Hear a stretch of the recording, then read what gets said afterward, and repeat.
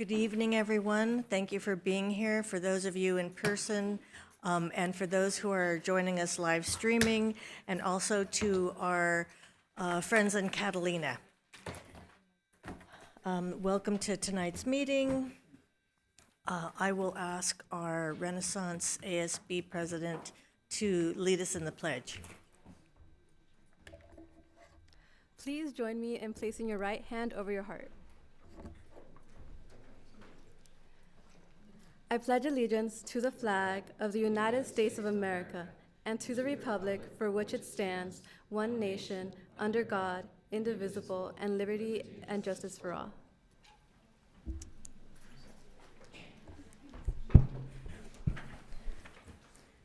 Thank you. I appreciate having that done in record time. We do have a packed agenda, so we're going to do everything we can to keep the meeting moving. I will ask our board secretary to take a roll call and establish a quorum. Member Lopez? Aye. I'm sorry, here, present. Member Otto? Aye. President Craighead? Here. Member Benitez? Can I vote nay here, Jeff? Here. And Member Vice President Miller? Here. And Member Nuala? Here. We have a quorum. Thank you. I think we might not be 100% present because for the board, we've had a long day. We started at 8 o'clock this morning at parking at Renaissance, walking to Oropeza. Anyhow, please forgive us. Okay. So the board has been meeting in closed session regarding matters listed on today's agenda. The board took action on the following items. On item 3.1, on a motion made by Member Benitez and seconded by Member Lopez, the board voted 5-0 to approve the expulsion of student ID number 2011696622 and to suspend the enforcement of the expulsion orders pursuant to Education Code Section 48917 and provide an opportunity for the student to attend another school within the district. The student will be eligible to apply for readmission after January 25th, 2027. On item 3.5, on a motion made by Member Lopez and seconded by Vice President Miller, the board voted 5-0 to approve the terms of a settlement agreement in OAH case number 2025110032, resolving all claims against the district. On item 3.5, on a motion made by Vice President Miller and seconded by Member Otto, the board voted 5-0 to schedule a special meeting as soon as possible to interview the search firms recommended by the search committee to assist the board with the superintendent search process. Next on the agenda, we have item number 8, adoption of the agenda as posted. Move to approve. Second. Any discussion? I'm sorry? I don't believe we have any amendments to the agenda. No, so this will be just voting on the agenda as presented. So all in favor? Aye. Aye. Any opposed? Any abstentions? Our student board member? Aye. So that passes 5-0 with a preferential vote from our student board member. Next on the agenda, item number 9, I get to introduce our student representative from Renaissance. So officially, welcome. And this is Anaí Gutierrez Ramirez, Renaissance ASB president. Welcome. Thank you for having me. Good evening, board members and guests. My name is Anaí Gutierrez Ramirez, and I am a senior and the Associate Student Body President at Renaissance High School for the Arts. I also have the privilege of serving as Vice President of Alianza Estudiantil, a club dedicated to celebrating and uplifting Hispanic culture on our campus, as well as the treasurer of our student-run magazine. I'd like to start off by saying thank you for having me today, and it's truly an honor to be here speaking with you. I am excited to share the many accomplishments our students have been working towards these past few months, as we have been very busy with events. We started the year off by welcoming our new freshmen during our Camp Phoenix. During this week-long event, current students could provide campus tours, workshops, and activities to help freshmen adjust to high school life. This space allowed our new Phoenixes a chance to interact with one another and shake off some of the nerves that come from entering a new school. Then, once class started, we held our club rush during an extended lunch, where 40 clubs were able to welcome new members. We also hosted our college fair, where university representatives visited our campus to connect directly with students and share information about their programs. Later on, we had the chance to bring professionals from a variety of different pathways to the Renaissance Future Fest. Whether it was a tattoo artist, voice actor, comedian, stuntman, or a makeup artist, students were able to listen to their professional insight and firsthand experiences, offering many new perspectives. Alianza Estudiantil then hosted our annual Noche Latina during Hispanic Heritage Month on October 3rd. This event was open to the community and invited anyone and everyone to come together to celebrate and learn about Hispanic and Latin culture. Students, families, and friends were able to enjoy a variety of food, participate in many activities, and see and learn folklorico dance. Our Black Student Union hosted our Taste of Souls Black History Month celebration just last week on February 13th. Here, the Divine Nine, which refers to the 9 historically African American fraternities and sororities, shared their rich history and performed their strolls. At this event, Dr. Jill Baker was awarded the Sandoval Leadership Award for Equity and Action. Congratulations, Dr. Baker. Both nights offered memories, and we look forward to continue creating spaces where culture is not only recognized but celebrated. On October 21st, a group of RHSA students had the distinct privilege of serving as panel members at CSULB's College of Education, where they shared thoughtful insight, feedback, and personal insight about their educational experience to future teachers. This was an extremely successful event, and we look forward to continue this collaboration. We also had our site night, where future Renaissance families came to explore the campus and see where they will be spending their next 4 years. They enjoyed performances from our dance students, got the chance to talk one-on-one to their future teachers, walked the halls filled with student work, and this year we had the highest attendance ever. Our parents' organization, PARTS, otherwise known as Parents for the Arts, organized and executed the RHSA Artathon, which lasted from November 13th to January 9th. This fundraising campaign would serve as a way to fund students with off-campus experiences like performances, field trips, and future festivals, as well as providing classroom with supplies and equipment to aid in our educational journey. By the end of the fundraiser, we managed to earn over $4,000. Before we left for Thanksgiving break, we held our own dinner during our Feast with the Family on November 20th during an extended lunch. Here, all student families and friends were welcome to join us for a meal. We had a food truck, live music, and a performance from our talented steel drum students. Our students are extremely skillful in what they do, so much so that many of our visual artists were recognized and had their artwork displayed in the Music to My Eyes art show. Millikan and Renaissance students showed off their artistic talents.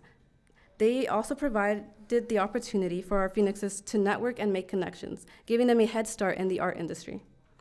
Next, Halloween came around, and at Renaissance, we take this very seriously. So at our Halloween Fest, which was held on October 31st, we had a time where we were able to come together and share our creativity. We had a costume contest, a bouncy house, and students enjoyed food from a variety of community vendors. As the Christmas season rolled around, we got into the jolly spirit as we prepared for the Belmont Shore Christmas Parade. Dance, theater, vocal music, and ASB students were able to prepare, and thanks to our sponsors, shout out to McCarty's Jewelry, we were able to take part in this annual parade. Students performed their choreographed dance and sang Christmas classics that represented our school in the best way possible. On cabaret night, singers were able to showcase their talent during an after-school performance. We didn't limit this to just choir students. Anyone was able to audition. At the end of the event, we enjoyed a choir class performance to finish off the night on a musical note. Choir also performed at events like Winter Choral Concert, which was titled The Earth Sings, and sang alongside with the all-district choir. Our musicians showed off their musical talent during the Cuesta Vocal Jazz Show and the Winter Orchestra Concert. One of our school's biggest highlights so far was our musical, Grease. Our theater, stage tech, and stage crew students worked for months preparing for possibly one of the biggest events at our school. Their hard work resulted in sold-out shows every night, and coming from someone who saw the show, I can confidently say that the show lived up to the original.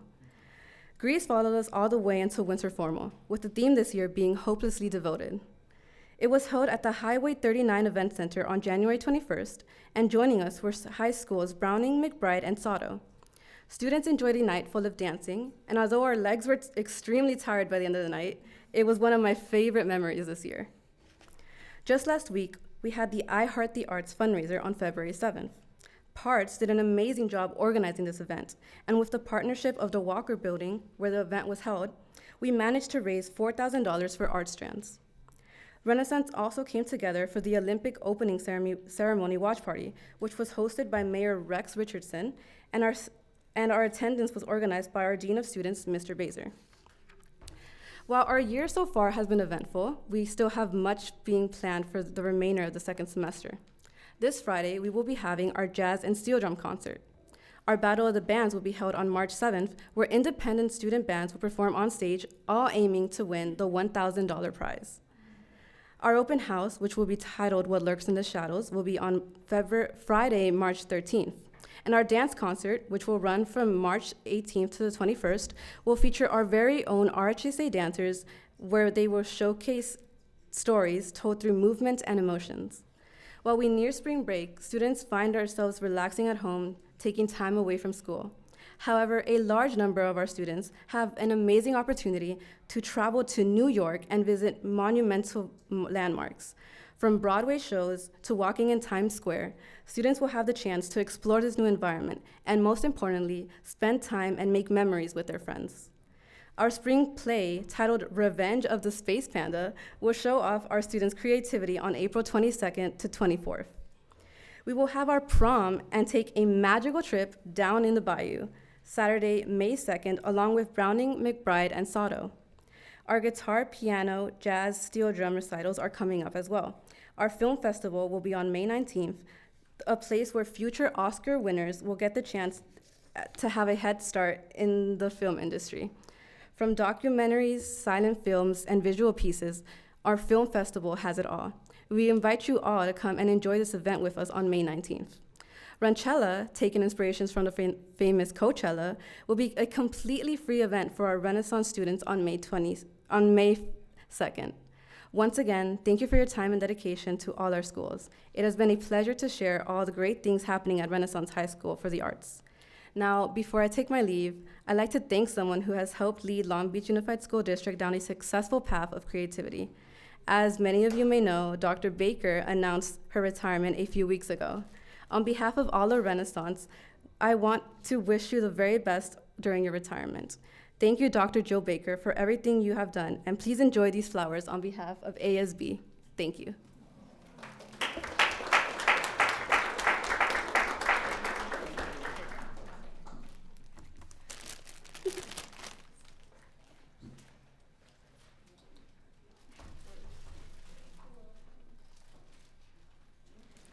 Well, that's very sweet. That's very thoughtful.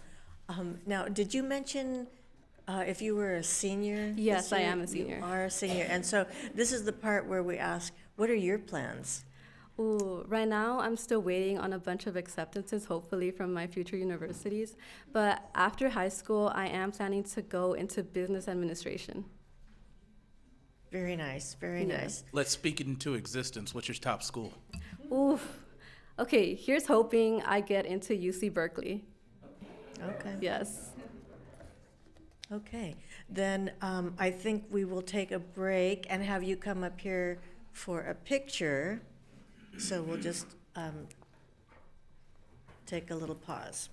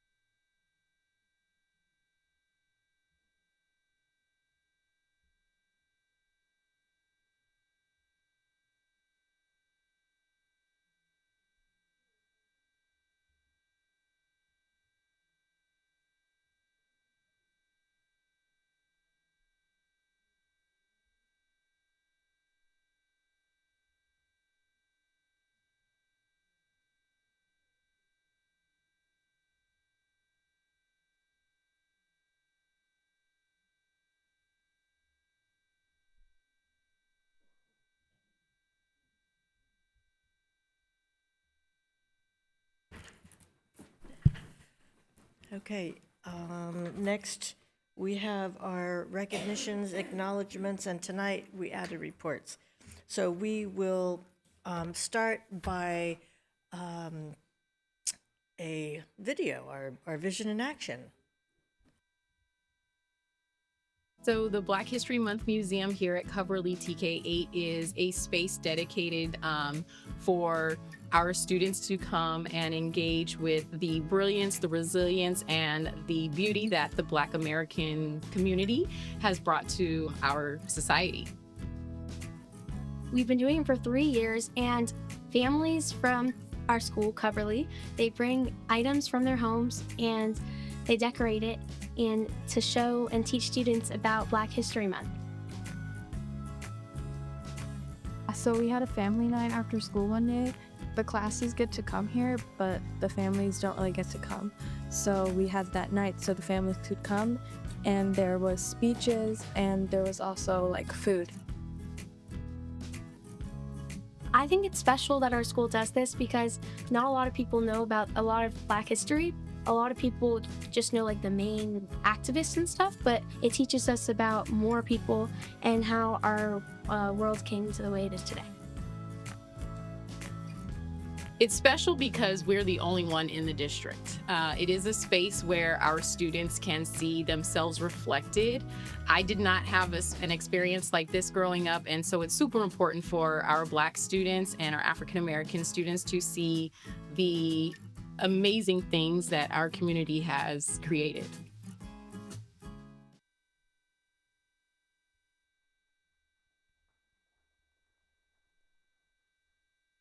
Yeah, that was a very nice event, and as she mentioned in the video, special to the district. Next on the agenda, we will hear from our student board member, Member Nwala. Thank you, President Craighead. Today, we take a moment to remember the unjust and unconstitutional incarceration of around 120,000 Japanese Americans during World War II. February 19, 1942, Executive Order 9066 was signed by President Franklin D. Roosevelt, granting the U.S. Army the power to remove civilians of Japanese ancestry from military zones in Washington, Oregon, and California during World War II. About 120,000 people were forced to abandon their homes, jobs, and lives and sent to one of the 10 incarceration camps throughout the country. Although no Japanese Americans were charged with espionage or sabotage, they were imprisoned for years. Every February, the Japanese American community takes time to honor the impact of Executive Order 9066 on their families, community, and nation. This event serves as a reminder of how civil liberties can be vulnerable during times of crisis and how vital it is to protect the rights and freedoms of everyone.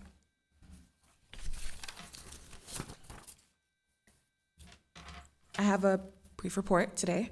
So this Saturday, February 21st, Black Literacy Society partner Dr. Jarvis R. Givens, Harvard University professor, will host a workshop at the Center of Black Student Excellence and will talk to us about Black history and the importance of documenting lived experiences and local Black history. Dr. Givens will teach our community to engage in ethnography, which is work that all of us across Black Literacy Societies in our high schools are working on.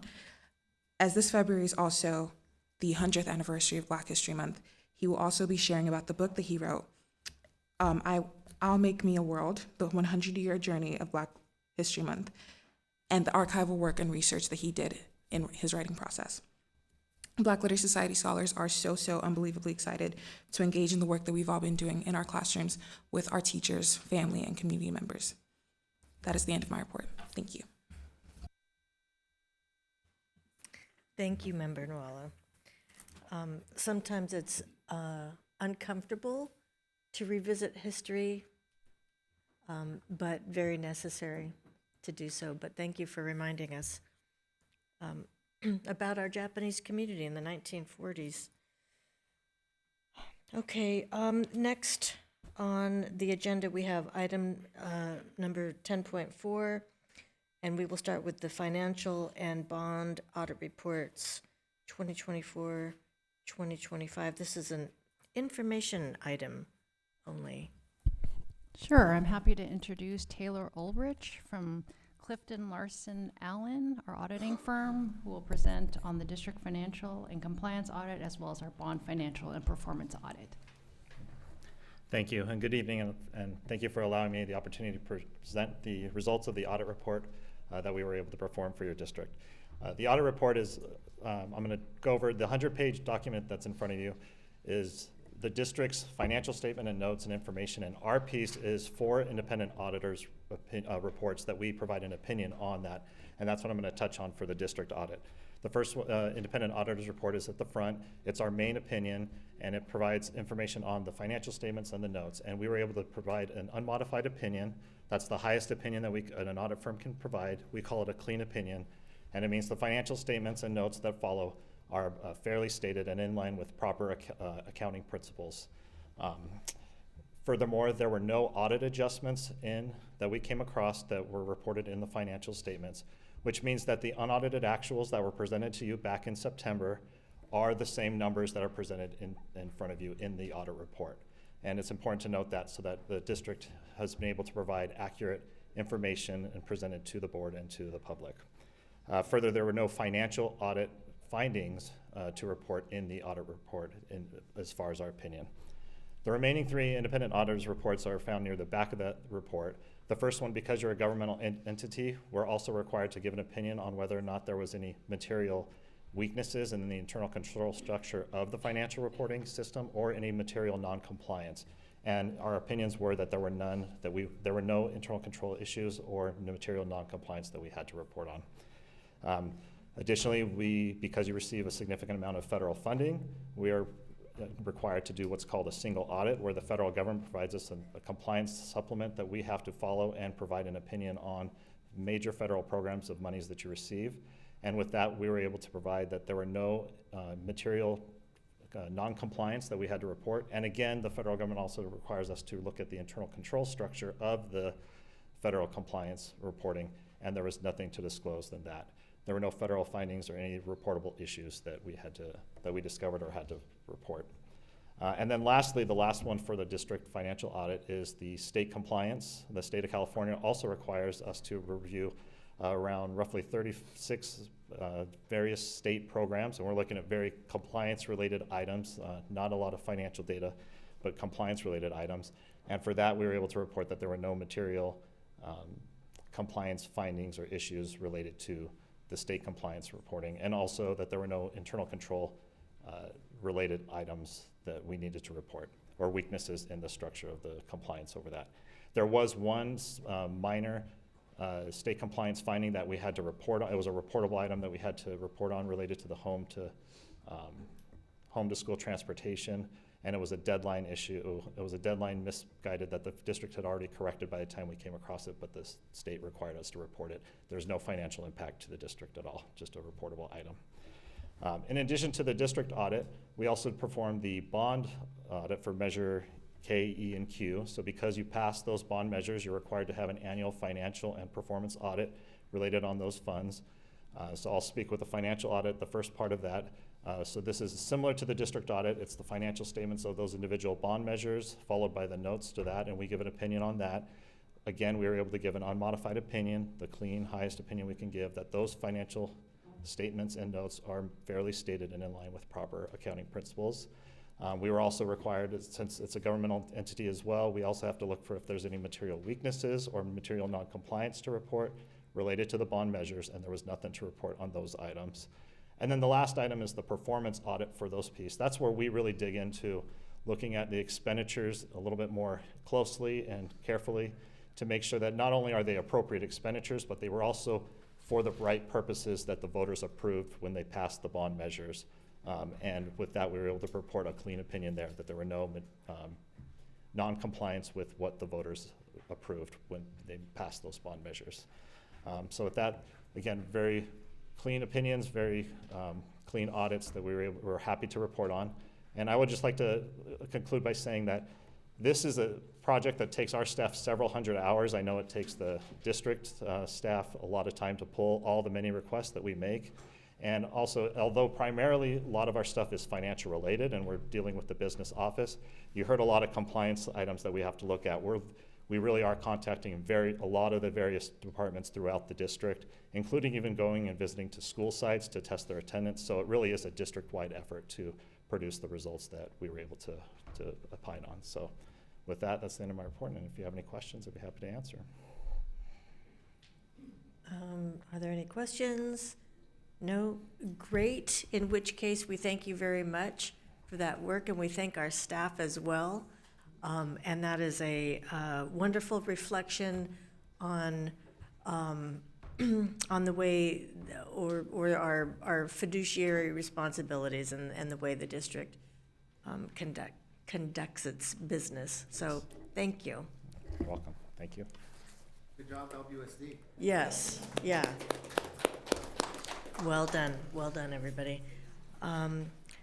Yeah, it's nice to have our staff recognized by somebody who really understands the work it takes for that. Next on the agenda, we have item 10.5, the Citizens Oversight Committee report. Yes, good evening, everybody. We're very excited to have our COC chairperson here to present our COC annual report for the 24-25 fiscal year.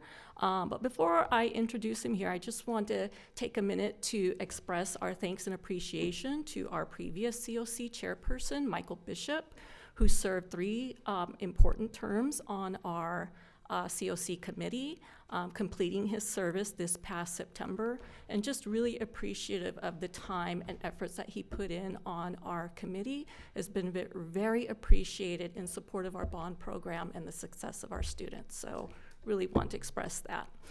And equally thankful and appreciative to our new COC chairperson and the time and efforts he's putting into our committee, and welcoming him, Mr. Richard Turrentine, to present our annual report. Thank you.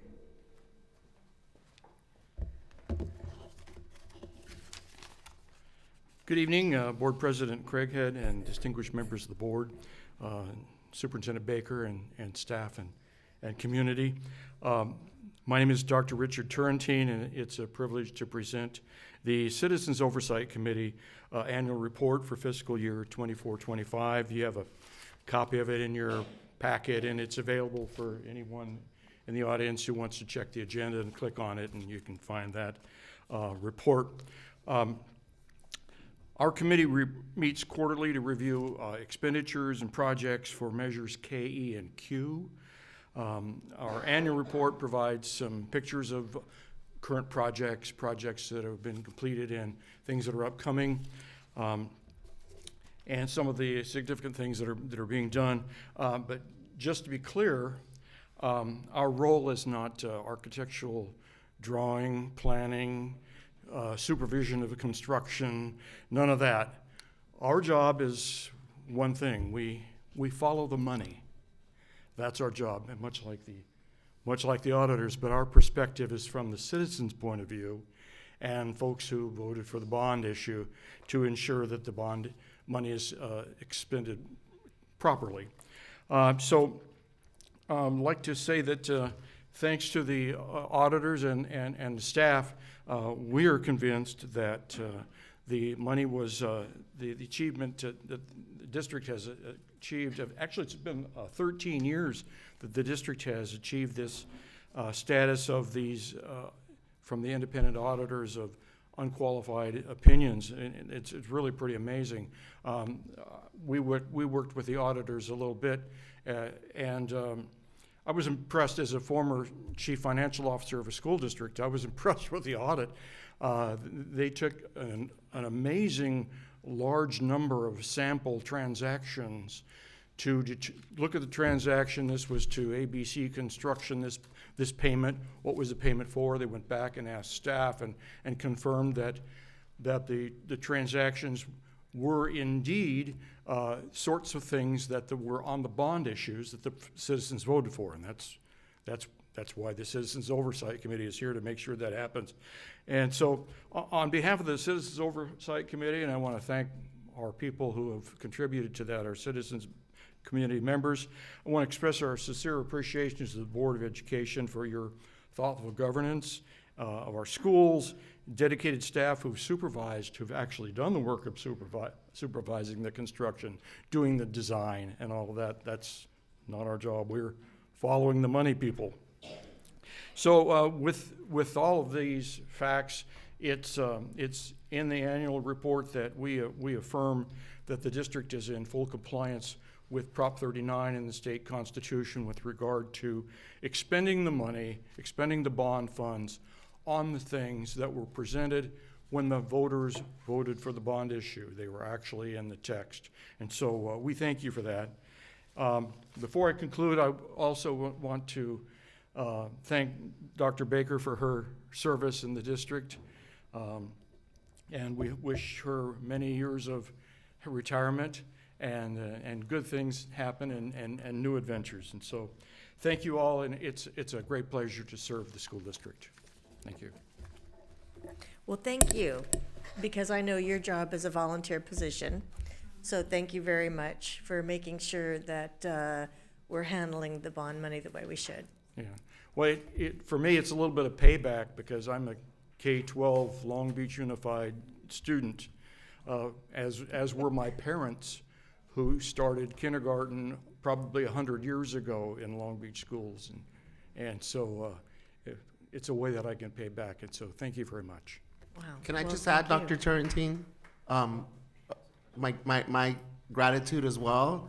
The Citizens Oversight Committee sometimes may come off as a thankless job, but you started off by saying your task is to follow the money, right? That's the voters of these communities voted for very specific reasons to support Absolutely. our district in this way. So I Absolutely. want to thank you and all the members of the Citizens Oversight Committee, because oftentimes folks don't even realize that we do have an accountability Right. group here. So thank you.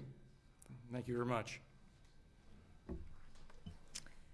Okay, in that case, we will move on to item number 11 on the agenda, public testimony on items listed on the agenda. We have one speaker for items listed on the agenda, and it is Peter Larson.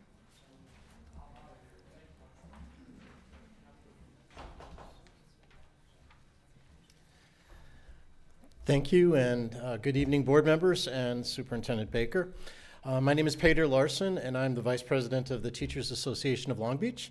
And although the district says it's not laying off educators with permanent contracts this year, for the more than 500 TK-12 educators on temporary contracts who are being let go, it feels exactly the same as a layoff.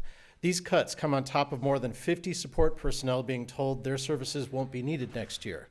These are teachers, librarians, nurses, mental health professionals, and support staff. They now face weeks and months of uncertainty about how they will support themselves and their families. And let's be clear, they are not being let go because their services aren't needed next year. We need them more than ever. We are told this is a budget problem, but more than that, it's a priorities problem. If protecting student services and classroom instructions was truly the top priority, then every line of this budget would be examined through that lens. Could we reimagine professional development to reduce the number of days teachers are pulled out of classrooms and be replaced with substitutes?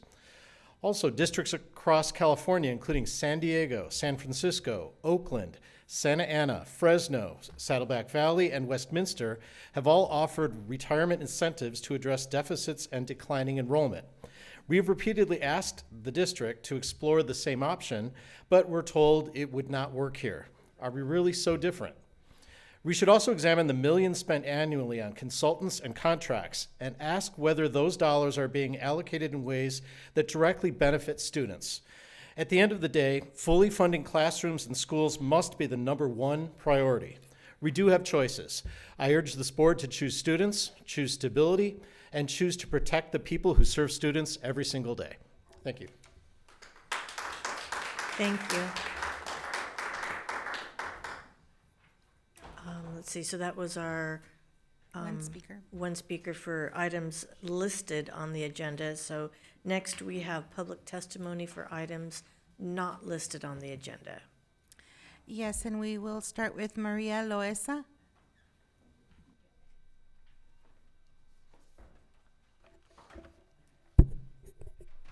Muy buenas tardes a todos.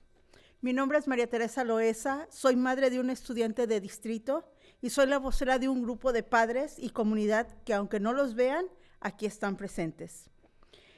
Y estamos apoyando a los estudiantes multilingües. He sido parte de diferentes comités del distrito durante los últimos 17 años, desempeñando cargos como presidente, vicepresidente, secretaria de DILAC y DICAC.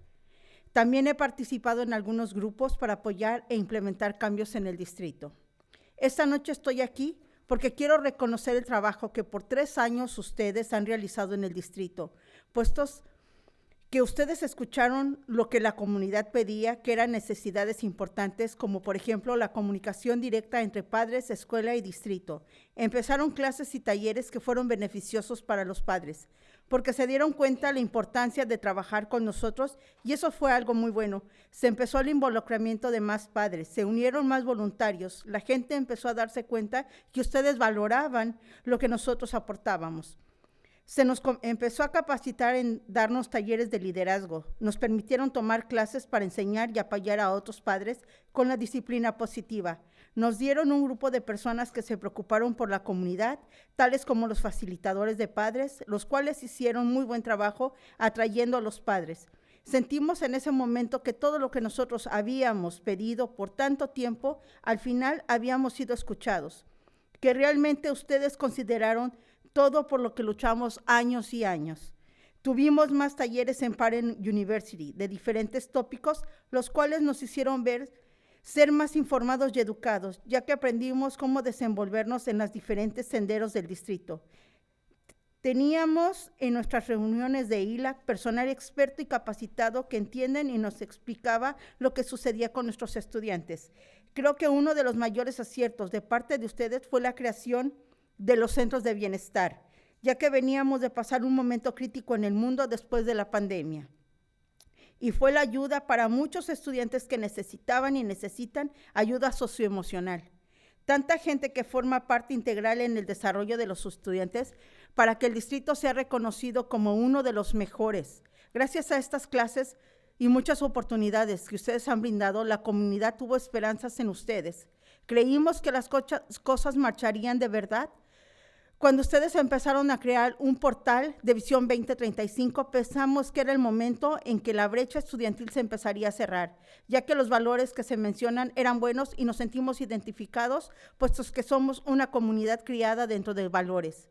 Brindaron la oportunidad de que los padres fuéramos más inclusivos. Un ejemplo de eso fue cómo hacernos voluntarios para participar directamente en las escuelas. Thank you. Good evening. My name is Maria Teresa Loesa. I'm a mother of a student in the district. I am the spokesperson for a group of parents and community members who, although you may not see them here, are supporting multilingual students.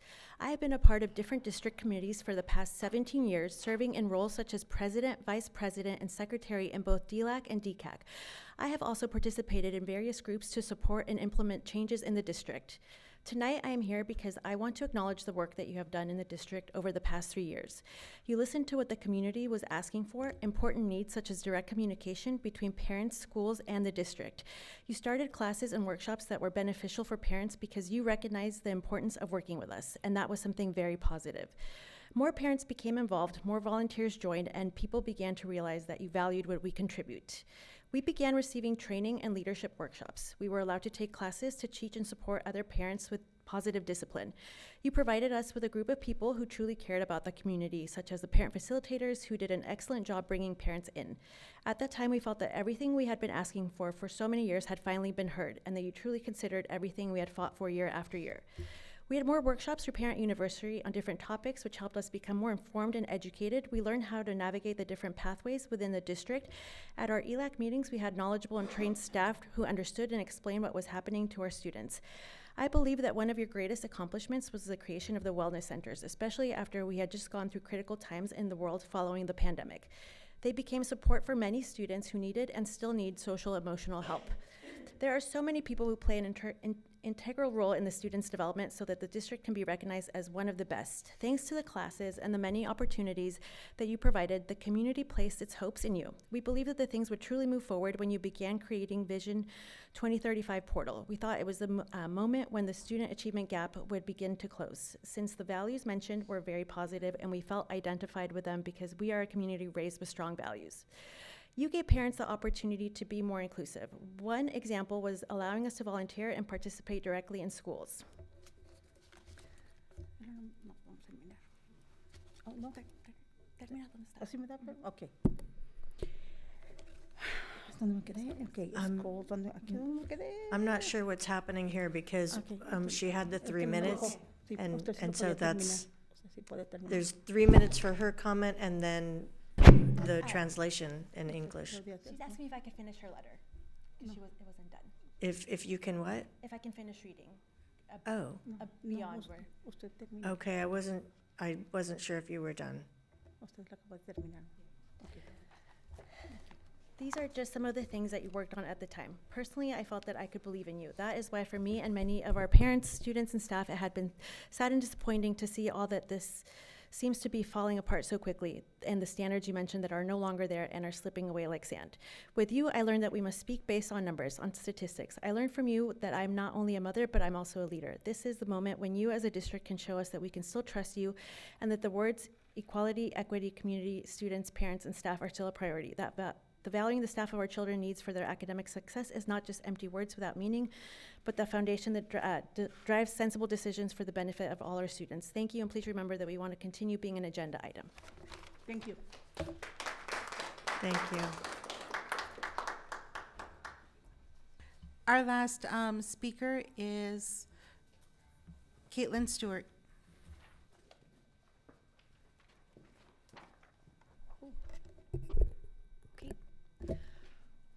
Hello, my name is Caitlin Stewart, and tonight I will be speaking as one of the 32 media assistants and teacher librarians that are losing their positions next year. I was a student in LBUSD and have been a proud teacher librarian for over 10 years. Many of my colleagues who have spoken in the past few months have given you a great understanding of the expertise we bring to our positions. Tonight, I want to focus on another role we end up taking on at our sites, that of being a safe adult to connect with at school. I started my career in elementary schools. At one of my sites, I was able to be open for recess and lunch for students who did not want to be outside with the rest of the school. These students sought out a quieter space, a calmer space, and the opportunity to connect with another adult on campus. These kids would come in and redirect their negative energy by helping me shelve books or simply chat.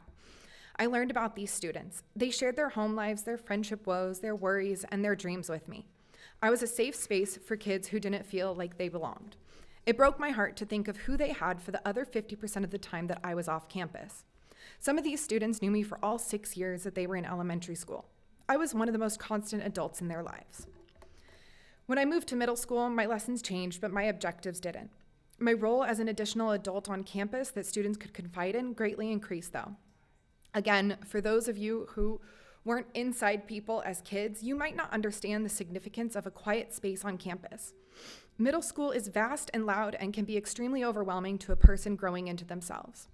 Our youth find an escape in books, solace in the space, and safety in the librarian. I have students tell me that I am the person who knows them better than anyone else in their lives.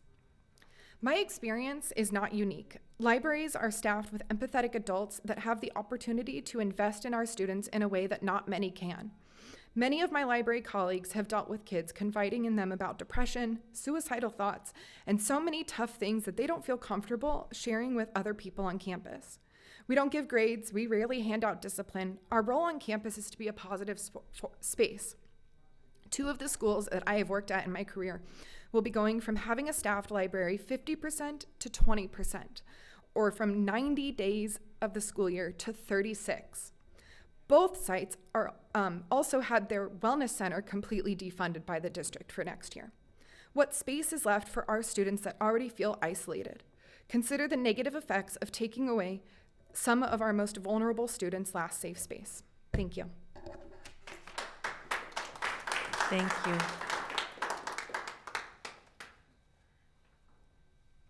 And do we have any more speakers? No, that concludes our speakers for tonight. Thank you, everyone. Next on the agenda, we have item number 13, reports on superintendent advisory groups. We'll start with the business, budget, and policy development. Dr. Benitez. Only report for me is that we have a couple policies for consideration today and for reading. No additional report for me. Thank you. Next, we have instruction and student learning supports. No report tonight. And next, we have workforce development. No direct report from me tonight. I know that there will be a couple of conversations about our workforce development processes later, but no direct report from me. Thank you. Next on the agenda, we have item number 14, the consent calendar. So we need a motion. Move to approve. Second. Any discussion on the consent calendar? I do have a couple of questions. Item 14.4, the approval of the instruction report.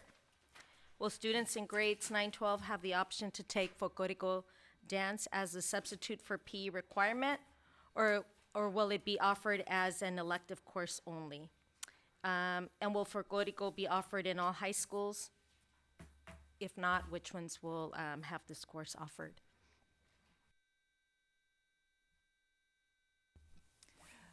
Board Member Lopez, I will need to get back with you as it relates to the course availability at each site. It is up to the FTE that is available according to what has been allocated. So I will need to prepare something for you on which sites will have that offering. Do we know if it'll be? Did you also ask a question about K-5? Sorry, I caught your first question. No, because this was strictly for 9-12. Yes. And so, will this course be offered in lieu of like PE? Would students be able to take this class and count it for PE, or is it just an elective course? It is an elective course. Thank you. And then item 14.11, and this is the proposal of tearing down Powell High School and sending the students over to Poly High. My question here is, have we gathered feedback from the Poly and Powell communities regarding the proposal to move the softball field from Poly to Powell and relocate the existing Powell program to Poly High School? And have our educators, parents, and students at these schools share their thoughts on this idea? Where would the baseball field be moved to? And I'm just wondering how our teachers at Powell are feeling about the move. And also, is a program that the students are currently in at Powell, will that program also move over to Poly?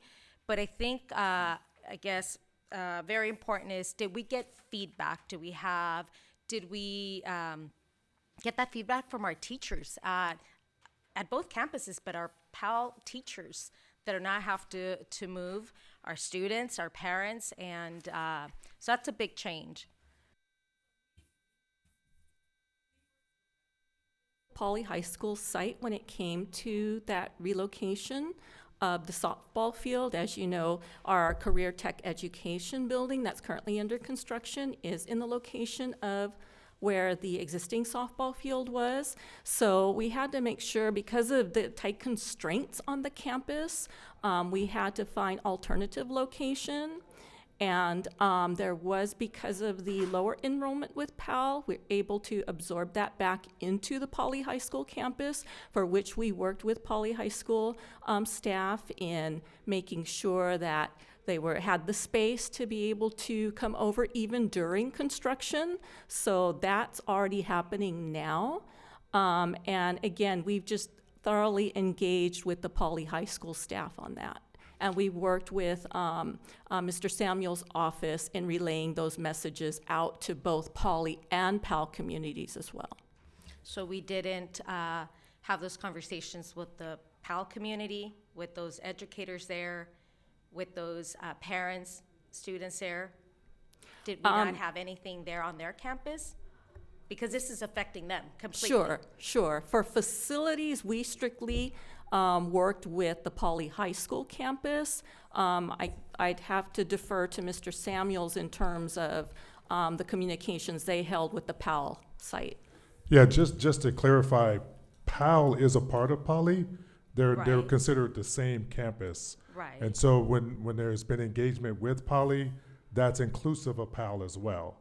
To the extent that folks participated, that we cannot speak to, but we do know that all the members were invited to participate in those community events and all those engagement opportunities. Yeah, so I understand that PAL is part of Poly. No question about that. Anyone that goes to PAL will say they graduated from Poly. Yes, but they are in a different location. There is a very particular, very specific program for these students. And I think that if my kid was going to school there, or if I was teaching there, I'd want some dialogue, some conversations at that campus. Because at the end of the day, the kids do attend PAL, the campus there, and not the campus at Poly High School on Atlantic. So is there any plan to engage them before we move on with this plan? The plan is that they will be on the primary campus going forward. Yeah, and that's been in the works for a while. As I mentioned, Poly campus is already accommodated for that move over, especially considering that we are under construction.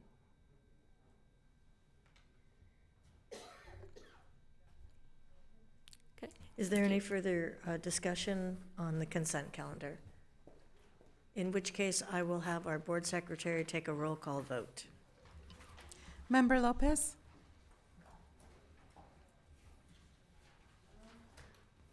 I'm going to vote aye, but I'm going to abstain on item 14.11. Thank you. Thank you. Member Otto? Aye. President Craighead? Aye. Member Benitez? Aye. Vice President Miller? Aye. Student Member Nuala? Aye. That is 5-0 plus 1 preferential vote, with 1 abstention for item 14.11 by Ms. Lopez. Thank you. And that brings us to our staff report. So I'll hand it over to Dr. Baker. Thank you. I'll just take a moment for the slides to come up and for the LCAP team to be seated, and then I will kick off this item.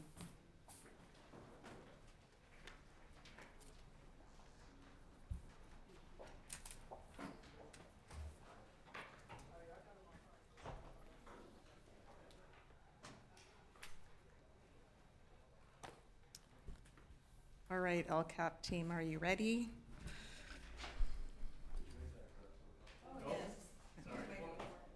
Okay. Yes. Also want to acknowledge Hamina Lalani is here to support the research aspect of tonight's report. So I'm going to kick us off, and then I will be passing to Dr. Salazar and team. I've also asked our communications team to be prepared to share something from our from our webpage, the LCAP webpage, that is an item that is before you at your places, an updated LCAP metrics report. And so tonight is the mid-year informational report required by Ed Code. It is required by Ed Code to demonstrate spending updates and progress towards goals. And you'll hear Dr. Salazar be more specific about the Ed Code requirements. When this item was pulled from the February 4th agenda, we realized there were some incomplete data sets that then made the data that was in the metrics report incorrect. And we looked at the reporting of interim data against end-of-year summative data, which is not something that you can actually compare to one another. And so in an effort to increase the precision and correct and update data sets, we have posted that item with the board agenda. Beyond last Friday's posting, you actually have before you a further updated and corrected version of the LCAP metrics. These are available to the public on the LCAP webpage. Nothing changes about the board agenda and the documents that are provided. But on our LCAP page, thank you team, you can click on presentations for any public that is watching, and then click on the February 18th update and be provided with the information that is going to be shared tonight. So for members of the public that are watching, I'll ask you to reference that report as our team presents both on the financials and the interim, the mid-year goals. Specifically, the report that board members that you have before you, that is our team has and is being referenced on the screen, are pages 333 to 349 of the item as it was posted. So tonight, our LCAP team is here to provide an informational overview that coordinates all of the compliance aspects of the LCAP. And it isn't an opportunity for us to actually go into great detail about the plans that exist for the items that you will see there. Tonight, you're going to hear Dr. Salazar present some of the successes and challenges in our data. For example, you're going to hear the success of significantly increasing our redesignation rate for English learners. In fact, exceeding the 3-year target, and the lack of progress for our long-term English learners and the significant achievement gaps that continue to exist. And we'll hold both of those, significant increase in redesignation rate and a lack of progress. You're going to hear the team, or you may review the report and see the increase in Black students meeting the algebra goal by grade 9, and the continued gap that exists in mathematics achievement. And we will hold both of those tonight as we review at a high level these data points. Because we won't have time to go into all of the plans that support what is here before you, and this is simply a compliance opportunity for us to check in, our team will be taking notes with questions so that we can follow up on things that may come in the form of an additional report to you all, a supplemental report, or perhaps something that we can weave into a monitoring report as we're looking at specific sets of data. So with that in mind, I will pass to Dr. Salazar. Thank you, Dr. Baker. So good evening, board members. Tonight we're presenting the mid-year review of the 24-2027 Local Control Accountability Plan, otherwise known as the LCAP. And I want to take this opportunity to introduce the rest of the team that's here with me tonight. And so I'm so grateful to have them on the team because they're great collaborators across different departments. So this evening we have George Tsai, who's the Assistant Director of State and Federal Programs, as well as Carmen Hernandez, who works in Equity, Engagement, and Partnerships. And soon, very next, you'll hear from our other team member, Executive Director of Fiscal Services, Margaret Lamb, who is also with the Business Department. So thank you, everyone here at this panel, as well as Hamina and the Research Department. So the LCAP, as a reminder, is a 3-year plan, and it's important for us to remember that because we're here today to present to you some of the metrics as it relates to year 2. So year 1 was about launching and aligning goals and developing goals that we have and being intentional of who we're centering, not only all students, but also specific subgroups within our district. Specifically our Black students, our English learners, students with disabilities, students who are experiencing homelessness, and foster youth. The clicker. All right. So the mid-year review for the LCAP is required, as Dr. Baker mentioned, under California Education Code. And it requires 3 things of us as a district. It requires us to be able to share mid-year expenditure data. It requires us to talk about the implementation status of our LCAP as it relates for this year 2, and mid-year outcome data. And so again, this is year 2 that we're presenting tonight for the 2024-2027. And some measures are final, which are, and we're pulling from metrics such as our California dashboard, summative results from SBAC, and some of the data is not yet available. But we will be sharing today what is available as of today. Otherwise, like I said, some are still in progress and will not be available until the close of this school year. And so for that reason, you'll see that on some slides. It'll say that the data will be available June 2026 or not yet available, such as core survey data is not yet available. We just recently closed that survey, so it's not yet available. And so to start us off, Margaret Lamb will be sharing with you an update on expenditures and implementation. Welcome to Margaret. Good evening, board member, Superintendent Baker, and member of our communities. This evening, I will focus specifically on the expenditure update, how our LCAP funds are tracking at mid-year, how spending aligns with our approved plan, and what adjustment, if necessary, moving forward. Oops, sorry. There. As part of our expenditure review, one of the key tools that we normally would use is the budget overview for parents. Often, this is referred to as BOB. This is designed to provide a clear and accessible summary of how local control funding formula, or LCFF, revenues are generated and how LCAP-related funds are allocated to support our student. Before we review the mid-year expenditure data, it is helpful to revisit how LCFF funding is structured. It includes basically three primary components: the base grant, the supplemental, and the concentration grant. The supplemental and concentration grants are directly tied to the district's unduplicated pupil percentage, which includes students who are English learners, are socioeconomically disadvantaged, and foster youth.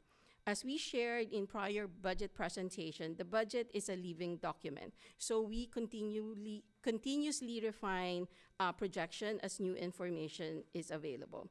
So in the budget parent overview, at first interim, we reported that the district's unduplicated pupil percentage changed from 63.71 to 61.89%.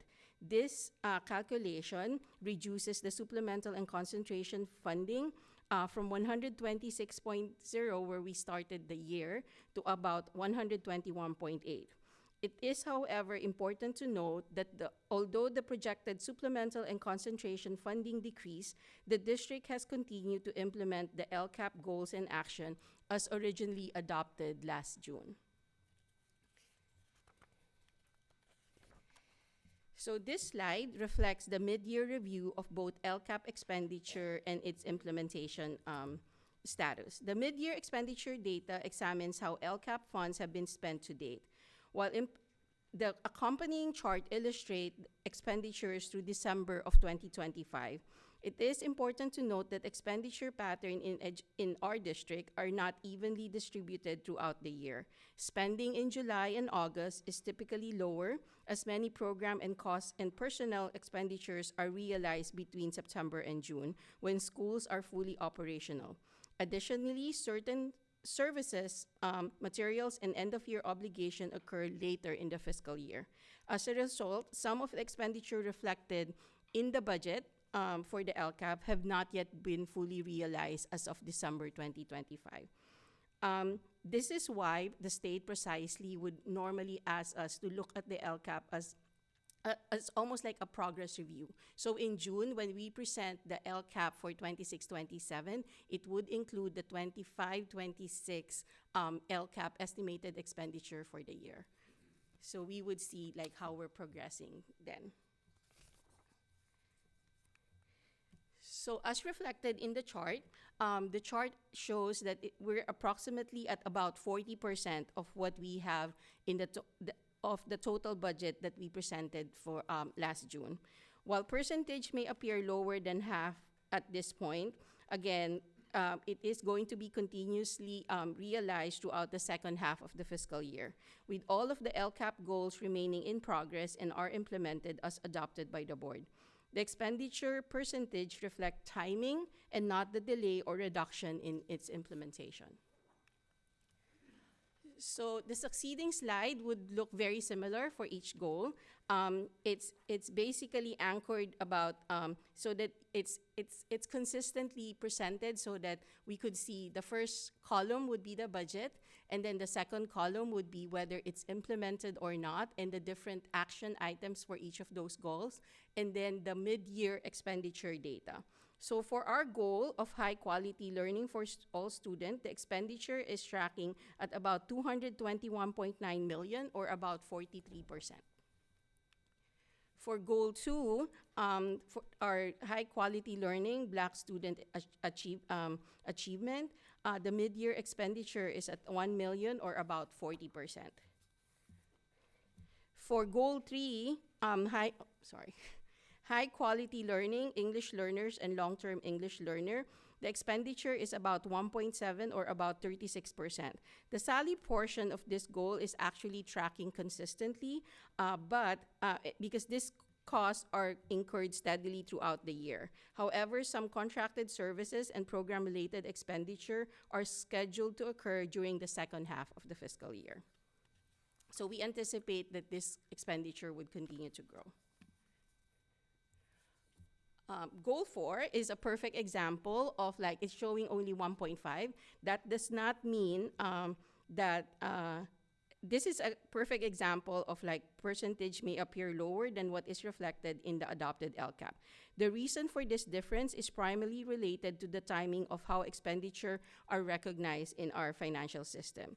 The district education program-based contributes represent the district commitment to fully supporting special education program beyond that of the federal and the state. So however, the district contribution, the portion of the special ed that we're using our local control funding formula to fund special ed is not going to be reflected until we close the books, because that's a final calculation between, between state, federal, and local.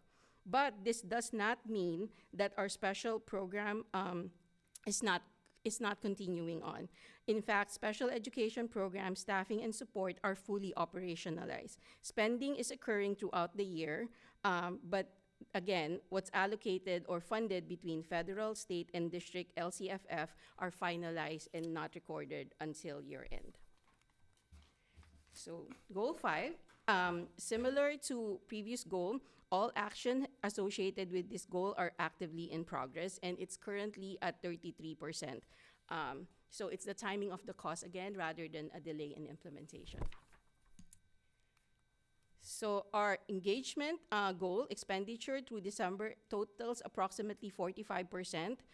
This percentage reflects the steady implementation of action and services designed to support student, family, and community engagement.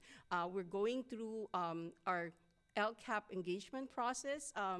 It's been going on since later part of last year, and we're expected to see a lot more expenditure coming in the next succeeding months as we have more engagement opportunities for our parents and our community members.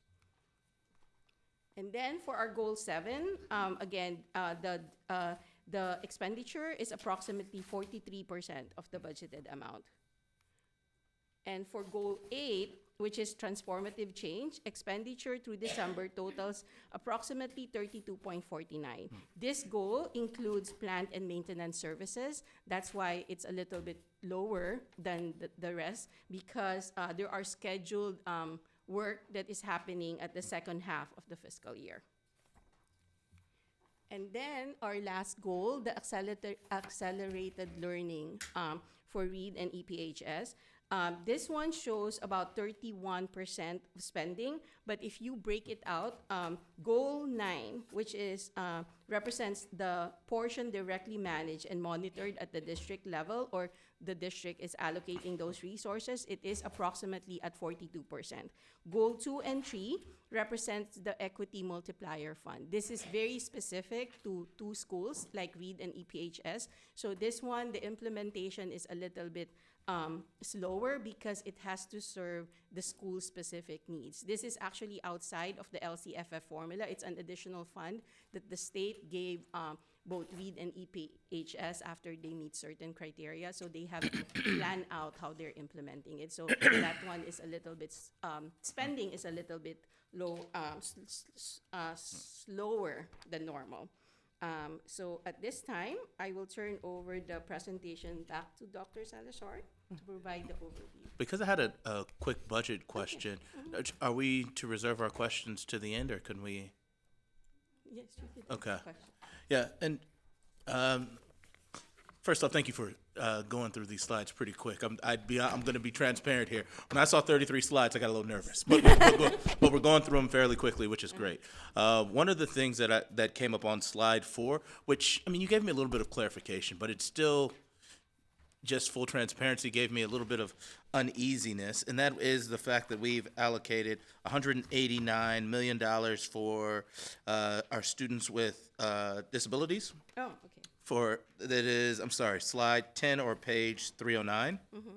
But yet we've only been able to account for 2.8. Now, I know that you've already stated that these numbers will be, I guess, fully audited at the end of the year, but it looks like with every other goal that we've set, we've been able to do somewhat of a moderate job. So that was the one that was just the most alarming to me. Can you give a little bit more of a background on why we go about doing it this way, just out of curiosity? So for our special ed goal, most of the expenditure are actually residing in a different resource. It is residing in the IDEA, and the IDEA is the federal state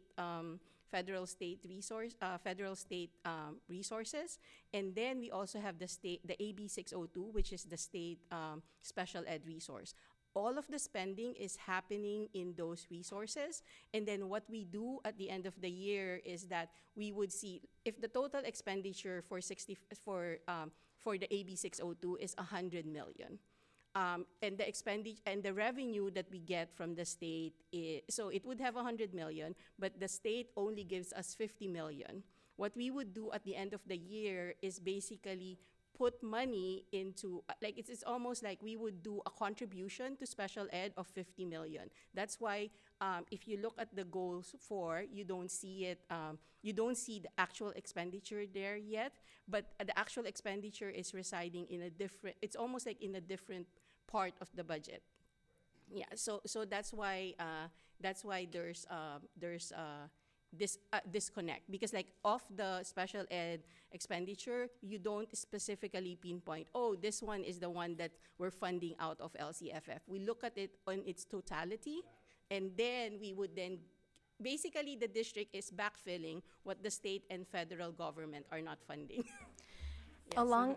Along that question, however, do we anticipate spending all LCAP funds by June? So that's my first question. And then the second one, did we spend all LCAP funds last school year? Yes. Or did it carry over? So last year, we did not carry over any of our supplemental and concentration. We fully fund and more, actually, using our, other resources. We fully fund LCAP as of 24-25 when we close the books. And that report is actually part of the 25-26 LCAP report that the board adopted last June. And in the first interim, and in this even in March we would present it, but in the first interim we reflected the LCAP funds being fully expended, and it's actually sitting at about 130 some million compared to the revenue that we recognize, like the contributing factors at least, compared to the revenue that we're getting at.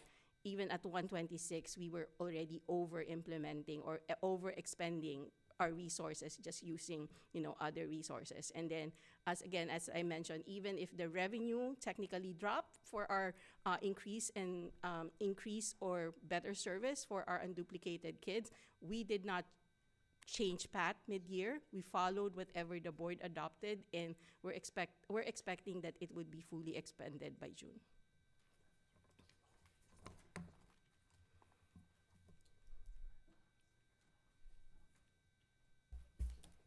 Okay, thank you, Margaret. So let's transition from expenditures and let's start talking about student outcomes.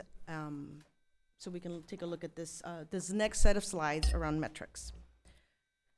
So before we start talking through the data, I want to make note of something that Dr. Baker mentioned at the beginning. And in addition to the slide deck, we also provided the board with what we are calling a matrix of metrics.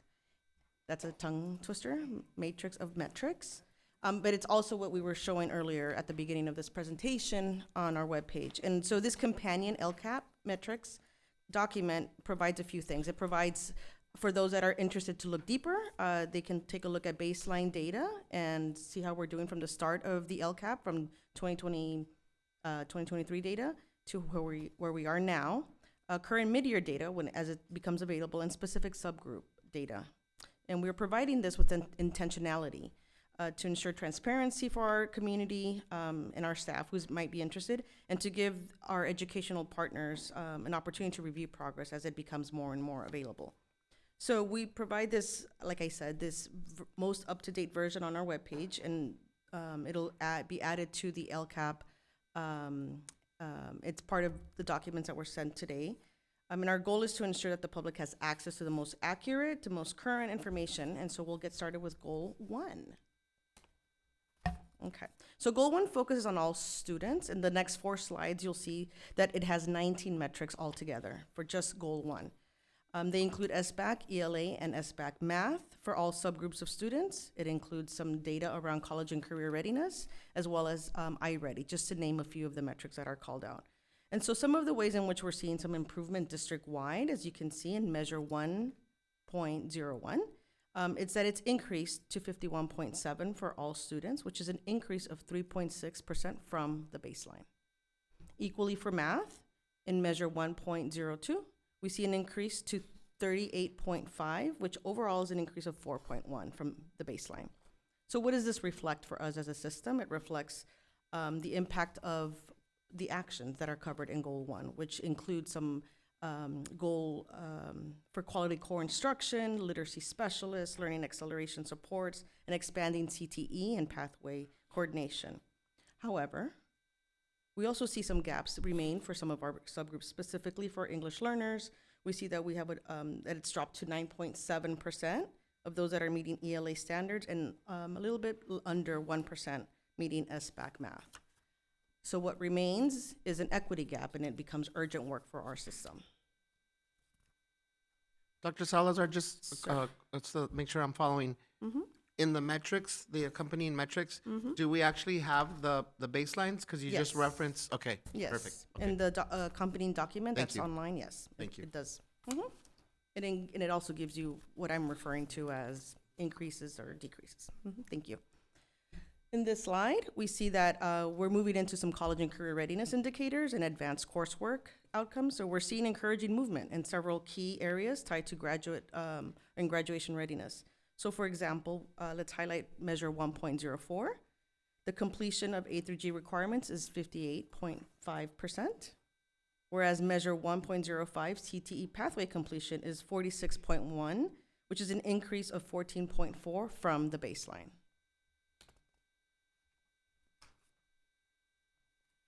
This next set of metrics, metric 1.10 or 1.10 is aligned to Board Goal 1, which results reflect an increase of 4% from baseline when we use summative, when we're using our summative data of SBAC ELA, whereas Measure 1.12 includes local metrics such as FIRSA and iReady that help us understand growth and instructional impact across our system. Additionally, we see that Measure 1.14, college and career readiness, really is referring to the percentage of graduates who are college and career ready.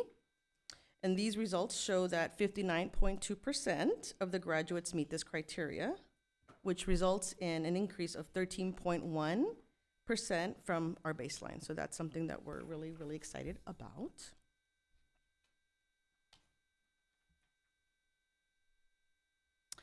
Alrighty, and based on data available for today's presentation, this slide focuses on gap measures for our outcomes when we compare it to the baseline. So Measure 1.18, for low socioeconomic status, the gap in SBAC ELA is now 24.7, and for math, it's 23.7. So which indicates the gap has increased in an area, and again, a continued area of focus.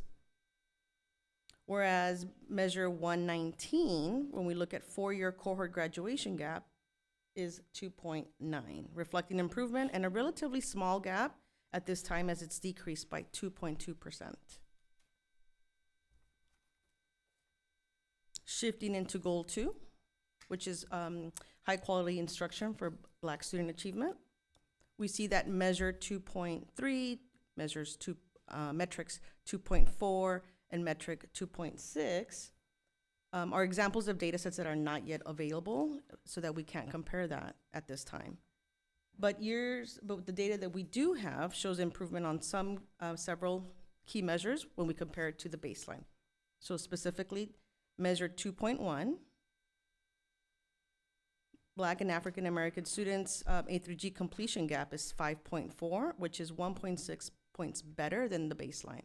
So we want to see gaps trending in reduction.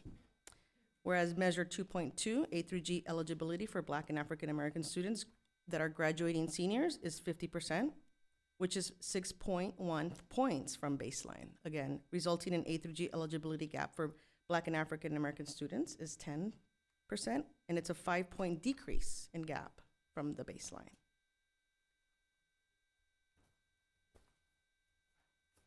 Goal 3, we take a look at high quality instruction for English learners. And this goal, again, focuses on progress for our English learners. It includes their progress, reclassification, and access to core instruction. And some of the outcome data indicates, specifically measure 3.2, that the redesignation rate that Dr. Baker referred to earlier is 16.2. This is an increase of 8.9 from the baseline, and it's up from last year as well. So not just from the baseline, but also up from last year's results. Can I just interject there? When we look at 16.2% for redesignation rates of our English learners, in terms of numbers, what are those numbers looking like? Okay. So let me refer to my own. And we also have Hamina in the audience, so if she would like. I hate to put her on the spot.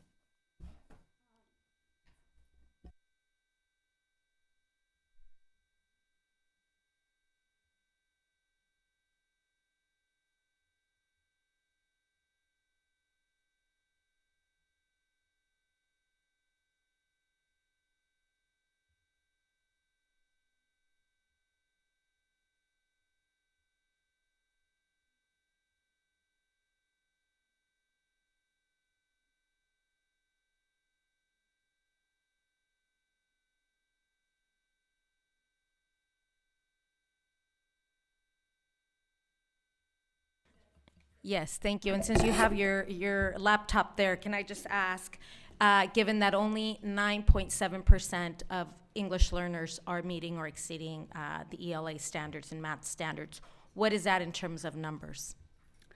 Give me one moment. So it looks like for English language arts, that's 532 students, but that is the end of year. Actually, no, I'm sorry. I split this up into two groups. I looked at students last year who reclassified during the current year. So of the students who reclassified in the current year, it's 23% were met and exceeded on SBAC. To qualify for reclassification, they would basically have to be nearly met with other data that allows them to reclassify. And when you look at that, it's almost 100% of those students. Of the students who remained English learners, we are looking at about 500 English learners who were met and exceeded but did not reclassify. So that's about, give me one sec, I don't have the number in front of me.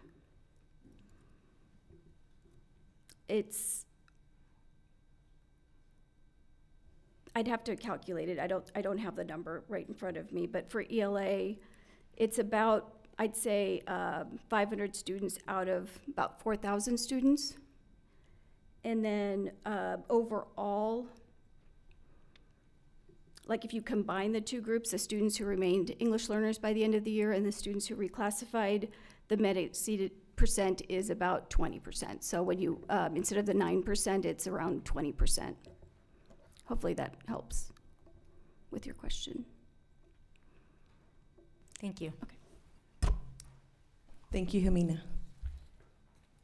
Okay, so to conclude this slide, I'll say that the percentage of students making progress toward EL proficiency, while it dropped at 6.2 from baseline, and gaps apparently have increased when we take a look at ELA and math SBAC results. We continue to, to put focus on our EL students and really take a look at our system. Goal 4, students with disabilities. So we see that the students with disability graduation rate gap is at 16.1. This is a reduction in gap. There's a reduction of in gap by 2.8%, whereas in measures 4.4, SBAC gaps remain at under 1% for ELA and for math. So we also track student experience indicators like growth mindset on the core survey, and there will be continued focus to ensure that our students, who are students with disabilities, experience access with the continued supports needed. Taking a look at quality learning for foster and homeless youth. I want to make sure I'm on the right one. We see achievement gaps remain large for foster and homeless youth.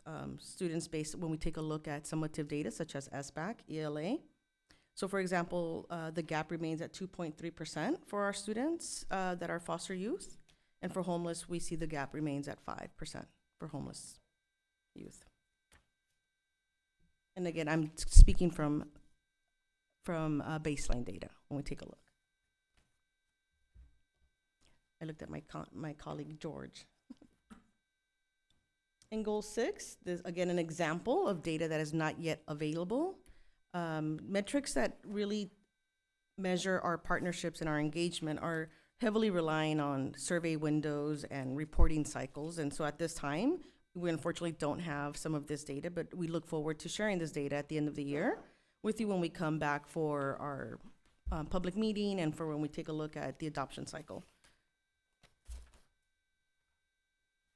Goal 7, taking a look at promoting culturally affirming education, includes taking a look at metrics that speak to engagement at schools, culture and climate indicators like attendance, graduation, and suspension patterns.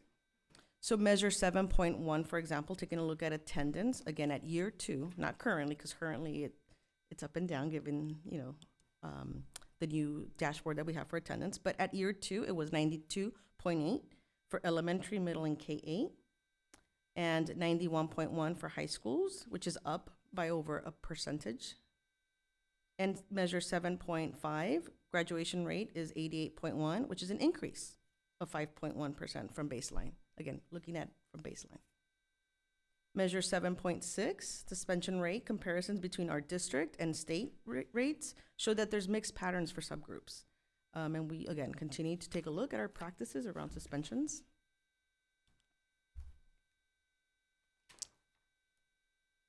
And again, another reminder on this slide that there's data that's yet to come and not yet available.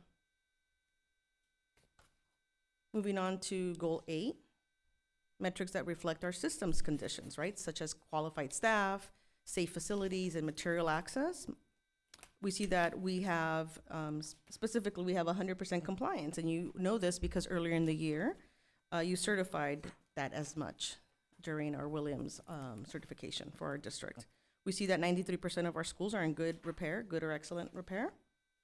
And then we take a look at some of our data that is generated regarding teacher credentialing and assignments that are, or misassignments of our teaching staff.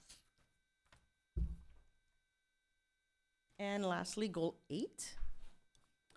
So just as a reminder to our community and everybody in here, Goal 9 is funded through Equity Multiplier Resources, and it's focused on accelerating outcomes, specifically for students at Reed High School and EPHS, otherwise known as Educational Partnership High School.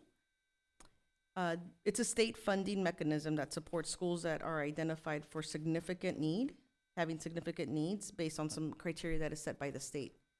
It's intended to drive targeted improvements for students who have been historically underserved. So we take a look at some of the data generated in Goal 9, and we see that ELPI, which is English Learner Progress Indicators, measured 9.1, is at 24.7, which is an increase of 14.9 points above the baseline. And measured 9.2 for graduation rates for students school-wide at EPHS is at 53.7. which is slightly under than the baseline. We take a look at 9.3 for college and career readiness for students across school-wide is at 4.4, which is an almost 2% increase from the baseline. So while there may be a few less students graduating, we do see that more of them are graduating at college and career readiness. Taking a look at Reed's graduation rate school-wide, it's at 38.3, which is 15 points lower than the baseline. Again, reinforcing why targeted supports and credit recovery remain urgent for our students. 9.7, Reed suspension rate shows improvement for several groups when we compare it to the baseline. So that's good news.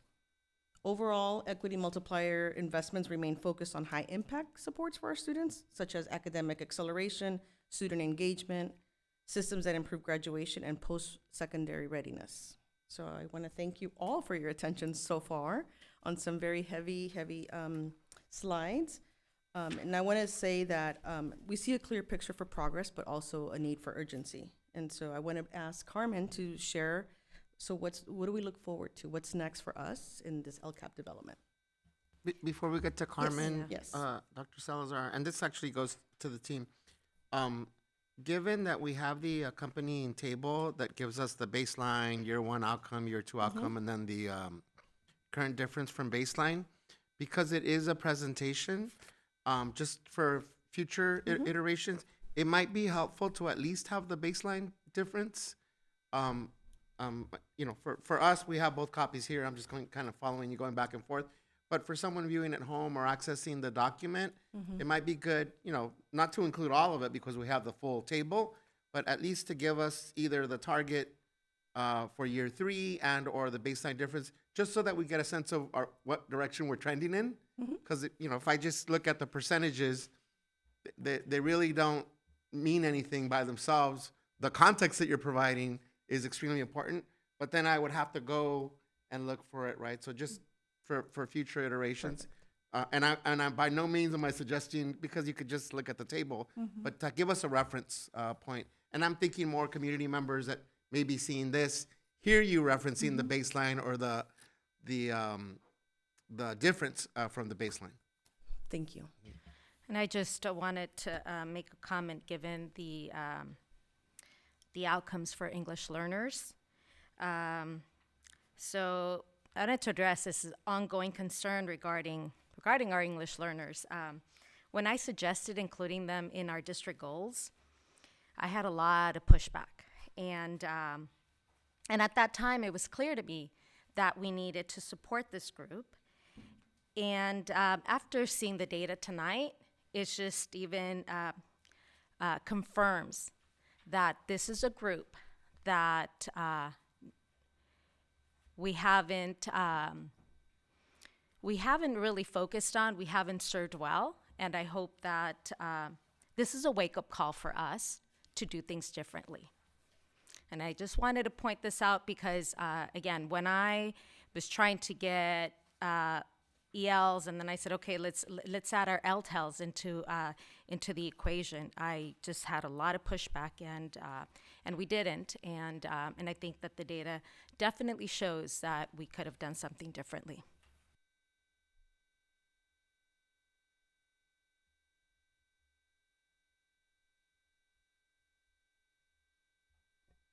Good evening, board members, president, senior staff.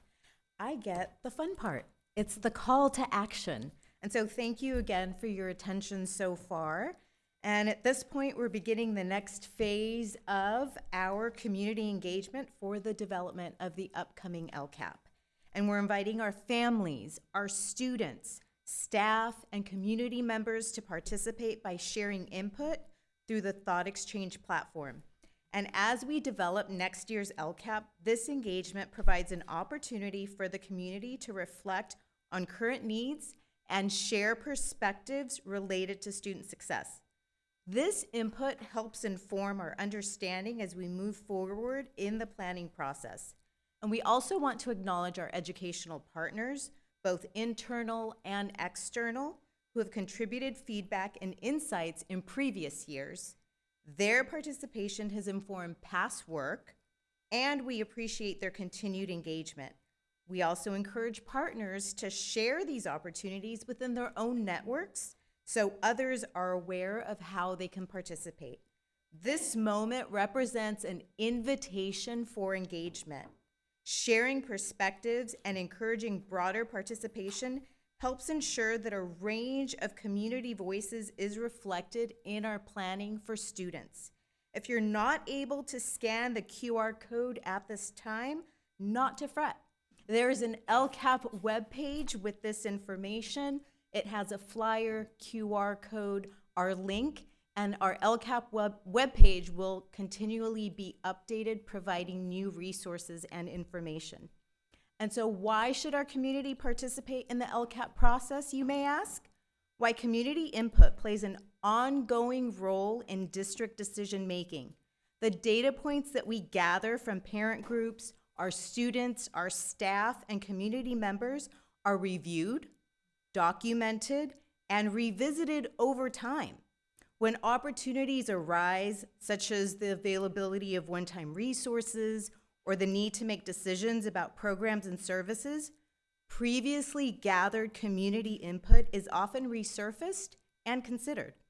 Participation helps ensure that community-identified needs and perspectives are available to inform future recommendations and decisions. In thought exchange, as you're familiar with this platform, participants are invited to respond to our guiding question and to review and rate responses shared by others in the community. This process helps identify common themes and areas of alignment that inform the development of the LCAP. We encourage those who are able to participate to share their perspectives and to help make these opportunities visible within their communities.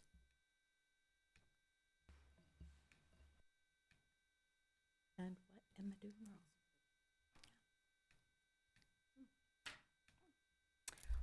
Our next slide shows the engagement, shows our engagement phase and our approach through the LCAP development.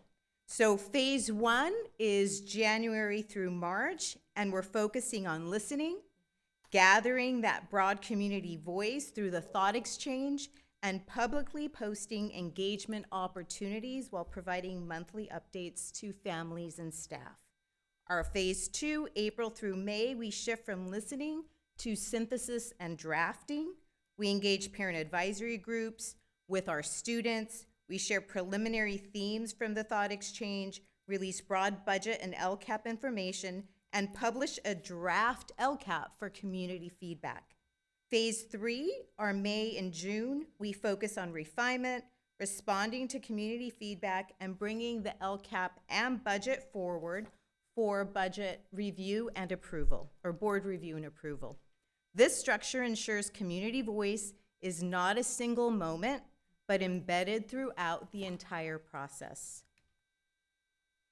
And so we want to reaffirm that Long Beach Unified remains committed to student success and well-being. The LCAP serves as our roadmap, grounded in data, informed by community voice, and aligned with our shared values. Even as we navigate fiscal stabilization, our focus remains on equitable access, strong supports, and continuous improvement. This engagement process strengthens responsive systems that reflect student needs and community priorities. This work is possible because of the dedication of our educators, the partnership of families, and the voices of our students. So thank you to all of our educators, our families, our students, and community partners for your continued collaboration. So quick question, and I'm sorry, you may have covered this, but I was being distracted up here, so I do apologize for that, but great presentation. My question is a community survey on LBUSD's homepage? It can be found on our homepage, and it can also be found on our LCAP homepage. And so we have a flyer for an event that's occurring tomorrow, but after that, it'll be a pop-up and continued on our LCAP webpage for interaction. Thank you. Thank you. What's that website one more time? lbschools.net/LCAP. Okay, do we have any further questions or comments?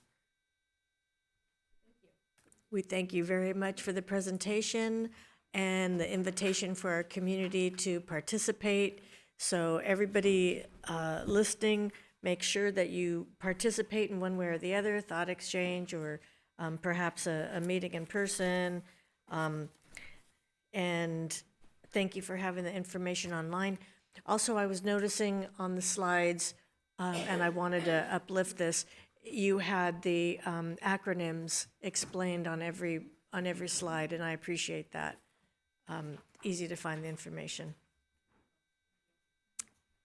Okay, so we will move on to new business, item 16.1, our monitoring report for board interim goal 3A.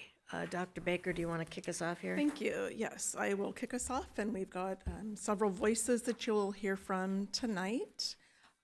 So a really good connection actually to the metrics in the LCAP. As you know, the board goals appear in the LCAP as part of our goals. And so you heard goal 2 talked about high quality learning for Black student achievement. And one of the features of that was reporting on 2.1, which is the increase of Black students meeting the A through G requirement, and 2.2, which is specific to graduating seniors, and board goal 4. So tonight, we're actually going to be dropping into interim goal 3A, which is specific to algebra proficiency.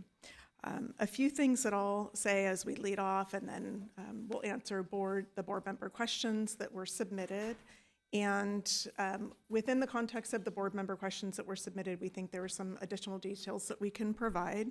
So 3A is one of 3 interims that we are reporting on. And I'll pause and say that in our learning our way through a monitoring calendar, this is one of the interims that we may suggest come out of the monitoring calendar for next year. You'll hear a little bit about why. Essentially, at a summary level, it is because that this is very few items in the context of an iReady assessment. Of course, we want things that correlate to meeting the overall goal, that is that more than 80% of Black African American students meet the Algebra A through G requirement by the end of grade 9 and reducing the gap to 0. So we're watching this interim report to see if it gives us an indicator towards meeting that goal.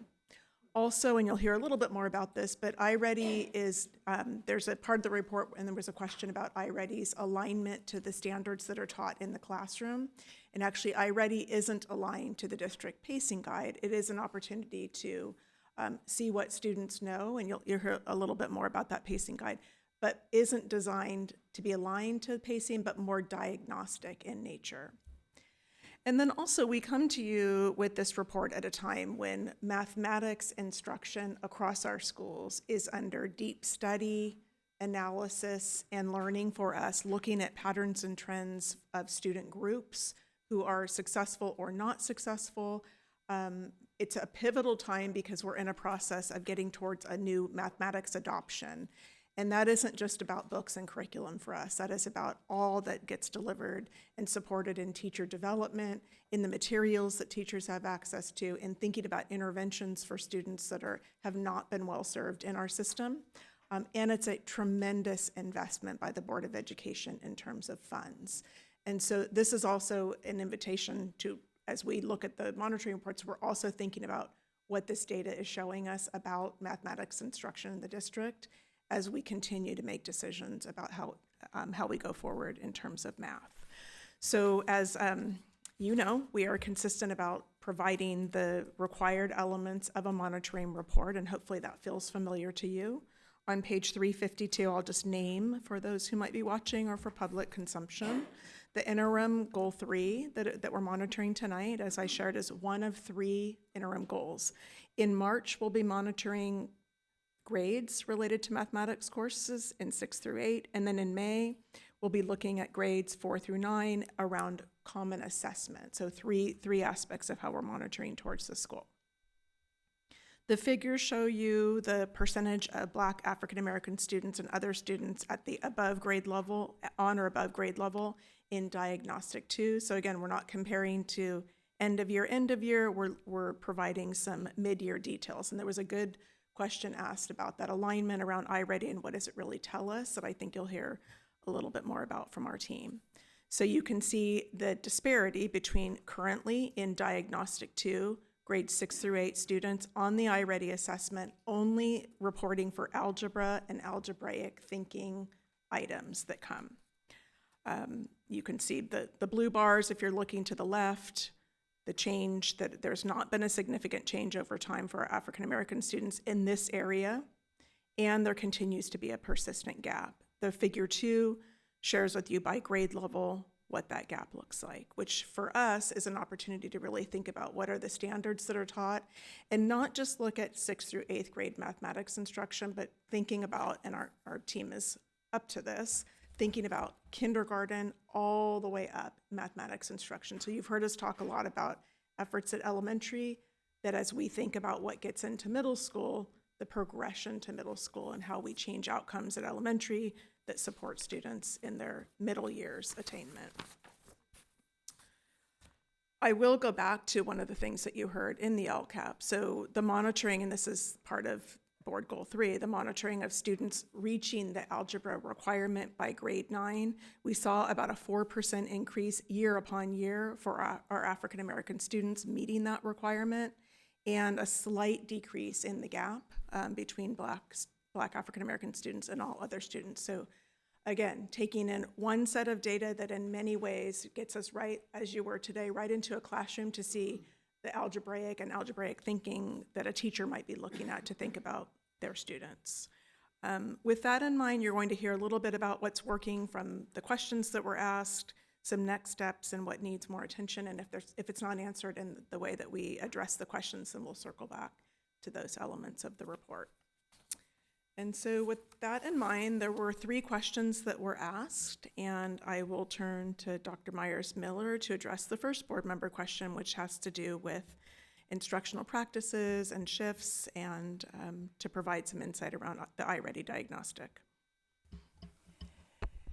Thank you, Dr. Baker, for uplifting some specifics around the iReady diagnostic and its relation to what it tells us about how students are performing or related to algebraic thinking connected to this specific goal. I would like to continue to uplift that iReady is a moment-in-time diagnostic, and so it gives us a pinpoint of where students are. However, our units of instruction and our quarterly assessments monitor what specifically students are learning in the classroom. So it is aligned to what the quarterly assessments are then aligned to what students are learning. So there are 2 different ways of looking at how students are performing. And so as the question reads, why are students being assessed on concepts that have only had limited exposure? That is the diagnostic. It is a moment in time, but the ongoing assessments that we look at to monitor instruction and to support students in meeting those standards is around that quarterly assessment. I would like to dig in a little bit to how our students receive instruction in math in middle school. So beginning in the year, concepts in math 6 and 6th grade accelerated kind of lay the foundation for the year and the upcoming content in math. And the key algebraic concepts, as we indicated here in the analysis, are taught pretty much in the second half of the year. And so those are things like ratios and rates. All of those are a part of the pacing and the learning and instruction within that time frame. Other algebraic concepts such as equations and inequalities are all taught in the spring. So when this diagnostic is given, as far as iReady, it's kind of at a point in juncture where the students have not had all of the exposure to that, but it is part of that particular assessment. However, if they were given the quarterly assessment on some of the things that they are being taught on, it would show different measures or different levels of achievement. I would also like to uplift what we are currently doing as it relates to supporting our teachers in really ensuring that they have solid skills and strategies and being able to implement math instruction according to the standards. Last week, I had the opportunity, our math team under the direction of Wendy Engler, our math curriculum lead, led our middle school and high school algebra teachers in the 3rd day of professional learning. around how to effectively implement a math lesson structure and what does that look like in collaborative planning. And so these are the opportunities where we come together, where we're really trying to ensure that all of our teachers across the system have a clear understanding of what does an effective math lesson look like, what are the key concepts and priorities associated with those standards for all of our students to have those same learning experiences in algebra.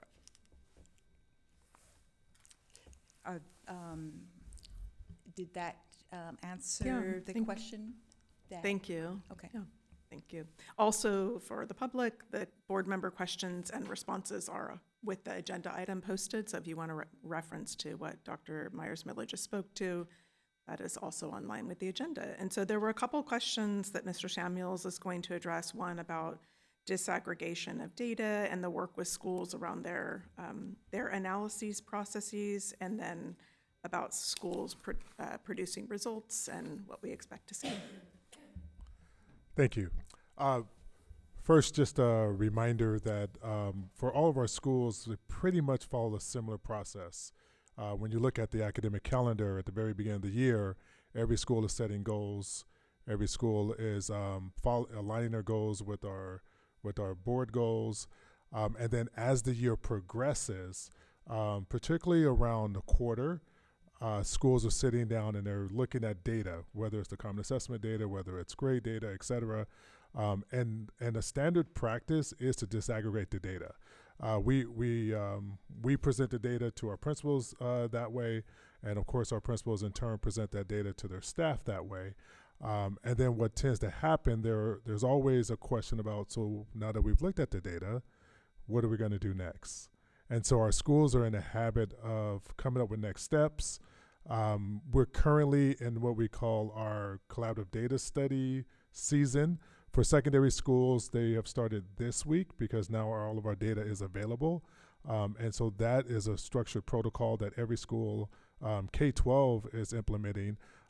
Secondary, once again, is in process, and we're actually looking at all of our data, and our schools are going through a particular protocol, not only just actually asking what they're going to do next, but also looking at some of our equity concerns that we have at our schools. And so within our protocol, we do have some of the tough questions that sites are asking one another, like who's being left out, who's late served, and they have the data there to help them answer those questions, once again, which is disaggregated by race. Secondary also looks at data by department and also grade level. And then our high schools are looking at data by pathway as well. And so we like to slice the data in many ways, if you will. When it comes to schools that are producing larger gains, the iReady is not a tool that we use to determine.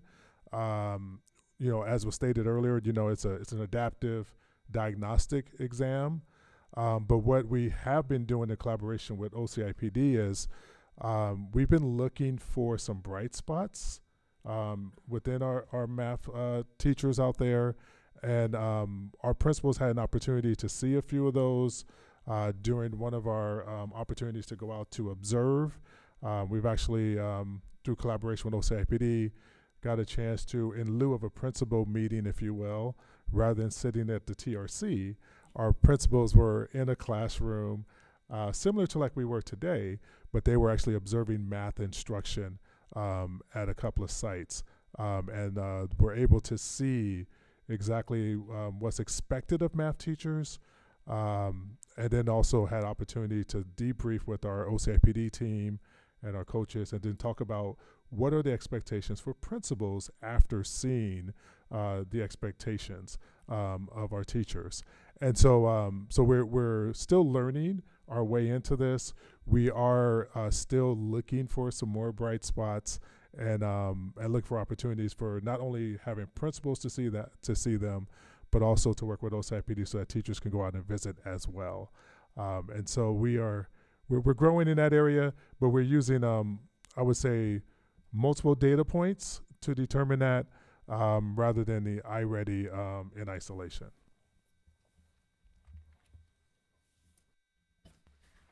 So those complete the questions we've received ahead of time and the report. So just open up to questions. Yeah, I'm thinking about one of the phrases you used here, Mr. Samuels. Who's feeling that they've been left out, or who are we seeing through the data that's being left out? And clearly, there's a lot more that we should and can be doing for our Black students with respect to this interim goal, but with our Black student success efforts in general.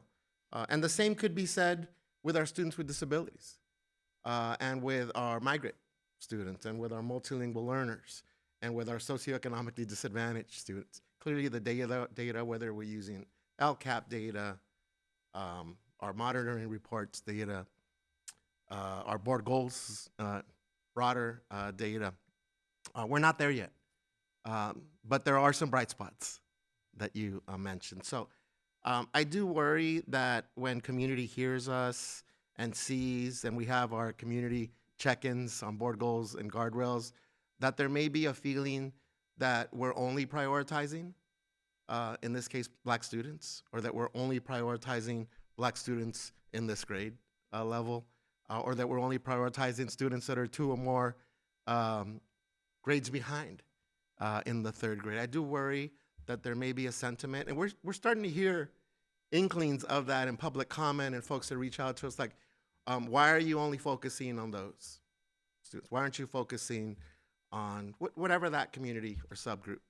And so I hope that we can also find some opportunities, through these monitoring reports to emphasize that even though we're looking specifically and prioritizing these subgroups of students and looking for bright spots, that there are other bright spots going. We just had a site visit, around literacy and wonderful work that's going on at Oropeza and the wonderful work in the art that's going on at Renaissance. I hope that we also are able to convey that just because we're focusing on this group of students tonight does not mean that it's at the cost of other students. So I do worry with what the public perception may be, and in most cases it's reality, right? We need to do right by our multilingual learners as well. But some of us have been here for 8 years, pushing our district and fighting tooth and nail to make sure that we do more for not just our English learners, but for our students with disabilities, our foster kids, our what we call our SES, right, our socioeconomically disadvantaged. And there are bright spots. And I do feel this is personal to me. I fought, some of you that were here 8 years ago, to have that DI program at Chavez put in and established 8 years ago. We fought together to get $5 million invested in interpretation and language justice at a time that there was no money for that. We had heated conversations with Dr. Lunn around the reclassification frameworks. My own daughter had to be reclassified twice on those issues. In our conversations a year ago around our English Learner Master Plan, I remember we had a board workshop here, and we urged that team to go back and talk with community at the DLAC and at the E. So I'm saying this because we're spending, as we should be, a lot of time on these monitoring reports. And I think our community only gets glimpses of some of the other stuff because we want to spend more than 50% of our time talking and focusing on this stuff. But I worry that community, rightly so, is left feeling with, oh, so does that mean we're not doing work with other students? So I would urge us in these opportunities that when we focus on, we're prioritizing these students, to also, when we lift up bright spots and those that may be felt left out, and those that the data clearly show get left out, that we can at least acknowledge, and we do it here, right, that although more work needs to be done with this group of students, the benefits to other students that come as well. So I want to make sure to illustrate that in the spirit of the monitoring reports, because we've committed to doing this work through 2028. And I do worry that communities may feel like, oh, we're only doing right by Black A through G completion or Black algebra completion, and that the perception may be that it's at the cost of other students not being the focus. I have a question. Is there articulation meetings taking place between elementary and middle school?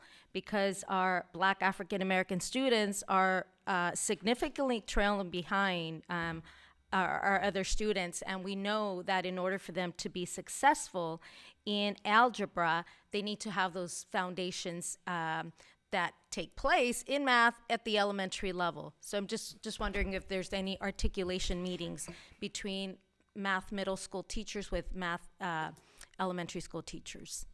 Right. Over the past 3 years, OCIPD has engaged in conjunction to get to adopt a mathematics adoption, textbook adoption in 27, 28. Part of that work has been around developing a math vision, what we want for all TK through 12 of what the experience for math should be in our district. And so what OCIPD has done in the past, it was elementary division and secondary division math offices. But they have come together under this united math vision to have a framework for what math instruction should look like in our system.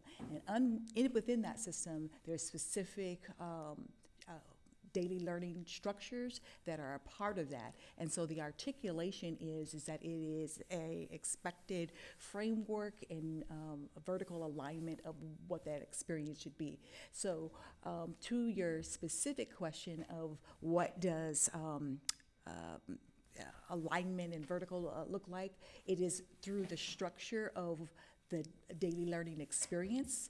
It's called a 3-part learning structure where they experience launch. Within that launch, there's math routines and procedural fluency. Then there is collaboration around the specific learning intention of the standards for that day under a culturally relevant task. And then there is the consolidation of what all students should have learned throughout that experience. And so that is taught from, as I said, TK through 12 over the last 3 years under this new math vision in support of getting us toward the textbook adoption series. So I hope that answers your question, Board Member Lopez. Yes, it does, but it does bring another question. Okay. So then what are we doing different for our Black African American students so that we can see that growth there? Because we're seeing minimal growth, if any, in this area for our Black African American students. So I want to take us a little bit back to our experience today when we were at Oropeza. Though I am using that example, I want to uplift how when we were engaging in classrooms, we were looking specifically at some specific data reports. So that is one of the ways in which we have kind of changed the way in which we're working with our teachers, is that we use specific reports that will allow us to really dig in and dissect how a student is performing. So we're no longer looking at the big, yes, we do look at the SW, the school-wide report of how, third, second, but then when we're working with teachers, we're looking specifically at those individual, it's called, 1204? The 1204 report, which allows for you to see how the students are progressing, and you're able to individualize specifically related to disaggregation according to that. I hope that answers what you would like. Okay. One thing I'll add, and this goes back to something that Dr. Baker was sharing earlier. So even going back to the LCAP metrics from earlier today, so goal 3, as we know, goal 3, what we're really trying to achieve here is that more of our Black African American students are meeting the algebra A through G requirement. Mm-hmm. When we go back to, it was metric 2.5 around the percent of Black African American students who are A through G eligible. Over the last 3 years, that's actually gone up by 14.8%. So we're currently at about 50% of our students. And I bring that up because while this metric does show a flat, over several years, flat growth, if you will, in the iReady algebraic thinking domain, The goal itself, what we're really trying to achieve here, is more of our students meeting the algebra requirement. Correct. We know that there's strong correlation between iReady and SBAC. What we have not yet seen, and we're still in studying our own data and our own application, is the correlation between algebraic thinking domain on iReady and algebra grades. There isn't necessarily, so this would be an interim goal that we put out originally, because we do think that we want to use iReady to see what is that correlation between iReady and essentially grades in 8th and 9th grade algebra. But there isn't currently, we don't currently have that strong correlation. So we look at the multiple measures, and one of those key metrics, of course, is are our students, our Black students, A through G eligible by the time they graduate, with algebra being one of those requirements. So yes, I do want to acknowledge the flat percent of students meeting in the algebraic thinking domain, but we're still trying to determine how correlated that is to algebra proficiency and meeting the algebra requirement overall. And I think it's important. We definitely want to make sure that more of our Black African American students are meeting the A through G requirement. Absolutely. But we also need to make sure that they're being prepared to get to that to college, because this is the A through G requirement is preparing them to go to higher ed, but we need to send them equipped with the the skills that they need, and in math they're trailing behind. So again, yes, good, we're improving the A through G, and we should increase that. But we can't just overlook this data either. Well, first off, I just wanted to thank you for your transparency when it comes to our continuous learning about algebra and algebraic thinking. One of the questions that I had, knowing that we still have some curiosities, but I guess philosophically, we understand that there should be some form of a correlation, right? I'm recognizing that all other students, now I'm looking at page 352 here, at figure 2. So at figure 2, our 7th graders, all other students dropped in their proficiency by 7%, but yet somehow our African American students weren't affected in no way, shape, or form, right? Because their numbers pretty much stayed consistent through 6th through 8th. My question is that obviously we would, well, let me take a step back. I'm a firm believer in a rising tide raises all boats. So we would want to spend some form of support, interventions towards those 6th to, or I guess incoming 7th graders, to at least keep them in alignment with the 37% or 41% that they knew before, with that work that would be potentially done for those students. Have we, at least let me take a step back, have we thought about any interventions to support the 6th to 7th graders? And then how will that also impact our African-American students?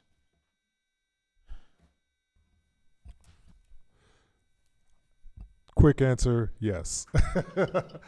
We definitely have thought about some interventions. We actually have intervention that's currently in place.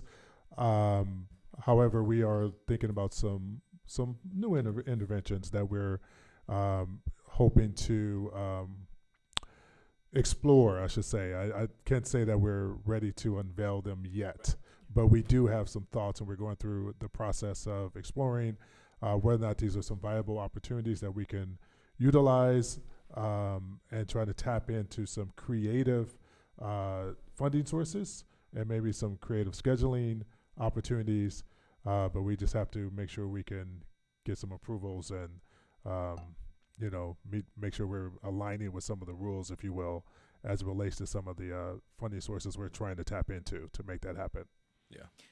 One of the things we talked about, just specific to your question, in preparing for tonight's monitoring report, as I said, when you're dropping in, you're getting a glimpse what could be under 20 items Right. that then are in an adaptive assessment. So is taking an opportunity to have Dr. Madrigal come back and talk about iReady correlation and where we're seeing more of it relative to the interims, and where we don't know how strong it exists. And so, again, important that we're pausing, looking at the data that is here, but it's part of a set of puzzle pieces that give us a fuller picture around the goal itself. Right.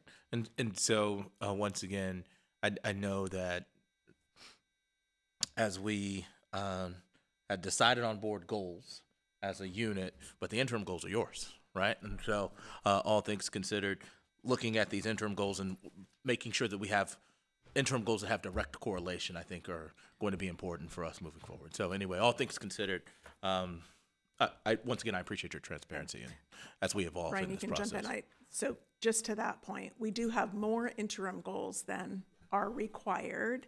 And so we're putting ourselves out there to Right. learn, to look at the reports, and as much as they're looked at here, actually what is action-oriented is what our team and those who we represent do with the data. So it's not just looked at here, it's actually where does the action lie based on what we're seeing, and so appreciate that. Yeah. I would also just add, we're, so you all set these 5-year goals a couple of years ago. We're in year 3 of this 5-year implementation. Staff, including myself, last year, in year 2 of this, went through the SOFG training. You all are going through the SOFG training over the last year or so. So we're in this place of we're learning our way into it as we're doing the thing. Right. Last year, coming out of our SOFG cohort work, we knew that we wanted to identify some interim goals that we thought were highly correlated. Yeah. While we weren't sure about this algebraic thinking in correlation to grades, we knew we wanted to pull iReady in because iReady is in our system. We have iReady goals in goal 1 and 2 around language arts, and we know that there's stronger correlation because that's really about iReady and SBAC, and we know there's that strong correlation. We did pull it in here because we were trying to learn our way into that system. But to Dr. Baker's point, we know that we only had to have one interim goal, if you will, to meet the framework related to the goal itself. We chose to have kind of that parallel 3 interim goals for each. And this may be something we may come back towards the end of this year, next year, and say, you know, we actually aren't seeing a strong correlation between algebraic thinking on iReady and actually students passing algebra by 9th grade. And so we might recommend that we actually pull that off as an interim. Like with our calendar, we are over monitoring based on some of the requirements. You all just today received 2 more reports for interim goals 1A and 1B. Back to some things we just looked at, frankly, in the last few weeks related to fluency and foundational reading skills. You're going to see a lot of repetition in those actions because we're in the process this year. We're not going to make drastic change in the middle of the year because we believe we are on the right path with some of the things that we're up to. So I'm saying that all that's just to say we are learning our way into it. The feedback we get from you all in these sessions, our own learning with our principals and our teams about maybe where we need to go are really insightful. So we want to keep the dialogue going, but just know we are still trying to discover what exactly does this data mean as it relates to the ultimate goal of Board Goal 3. Correct. Brian, just to continue with that, so what we're really talking about here is strong correlation, right? And the question around, is there a strong correlation between this iReady assessment and grades? Interesting that there's a strong correlation with SBAC, and interesting that SBAC, there's a strong correlation with grades as well. So I keep coming back to the correlations that we already know are happening in terms of pedagogy, and we observed some of those today. And my questions around what we want to see, hope to see, in terms of what we're doing different, right? The questions are what we're doing more of. Given that grades also happen either end of term or, you know, for that semester, and SBAC is at the end of the year, are there conversations or thinking, and what are those around, maybe not other assessments, but pedagogically things that we know there's a correlation to, specifically to math, and what we're hoping to see? Because I heard the first thing you said was, hey, actually when we look at A through G eligibility, African Americans are about 50%, right? So something in the tweaking around what we're using there, but we are seeing, and we do know some pedagogical practices that are taking place. Could you speak to those, Brian? I'll speak a little bit, and then I'll ask Dr. Myers-Miller to jump back in around some of the pedagogy that's happening specific to training our teachers in 8th and 9th grade around algebraic practices. So this is where it gets a little bit tricky when we look at some of the data. When we look at SBAC, we're talking about our students meeting or exceeding standards in the way that they're assessed. When we're talking about passing A through G eligible, we're talking about a grade of A through C. So that is, if you will, think of 70% or more. That doesn't necessarily directly correlate to what you have to meet to pass SBAC. So you can't do one-to-one and say that. It's a little bit of a different standard. The part that is even more complicated with this goal was that we took a diagnostic iReady that is not necessarily meant to be comparing school to school. We're actually looking at where are students at the individual level and what do they need to move forward. We took a segment of iReady Math, algebraic thinking, and we're pulling that out and asking ourselves, does that correlate to algebra grades? But we're getting even more discrete. Then we're not just looking at iReady Math overall and looking at correlation. We're actually just taking this discrete section. And as Dr. Myers-Miller shared, most of the skills in algebra are actually taught second semester. And so the data you're looking at are questions asked of students that hadn't necessarily been taught those skills in a discrete component of an assessment that we're now trying to say, does that correlate to grades in 8th or 9th grade? So it's not to be dismissive of it, and clearly a gap that we see here between Black African-American students and all other students, we know that exists also in our other data. So it is compelling in that we are seeing some of the same trends overall. It's just difficult to make a lot of strong decisions about what this data specifically is telling us in relation to the broader board goal. And the gap is flat, right? Because all other students are 37, 37, 37 as well.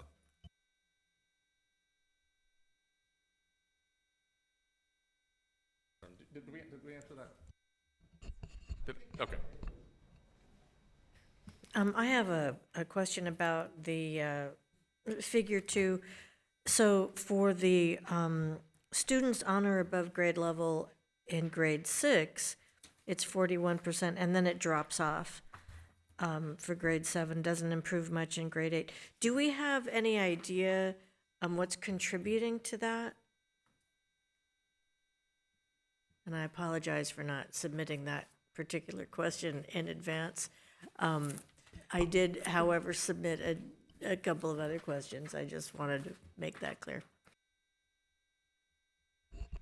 I don't specifically have an answer as to why that is. I think we'd have to do a little more analysis to figure out what may be causing that. It could be, just as an example, it could be that more of the 6th grade algebra skills in our pacing guide are taught earlier in the year, so that when students took this, they had been exposed to more of it, more of the skills that are assessed. Again, that's just a quick wondering on my part, but I actually don't have that answer. We could do a little bit more analysis to figure out why do we think that we're seeing the variation across grade levels.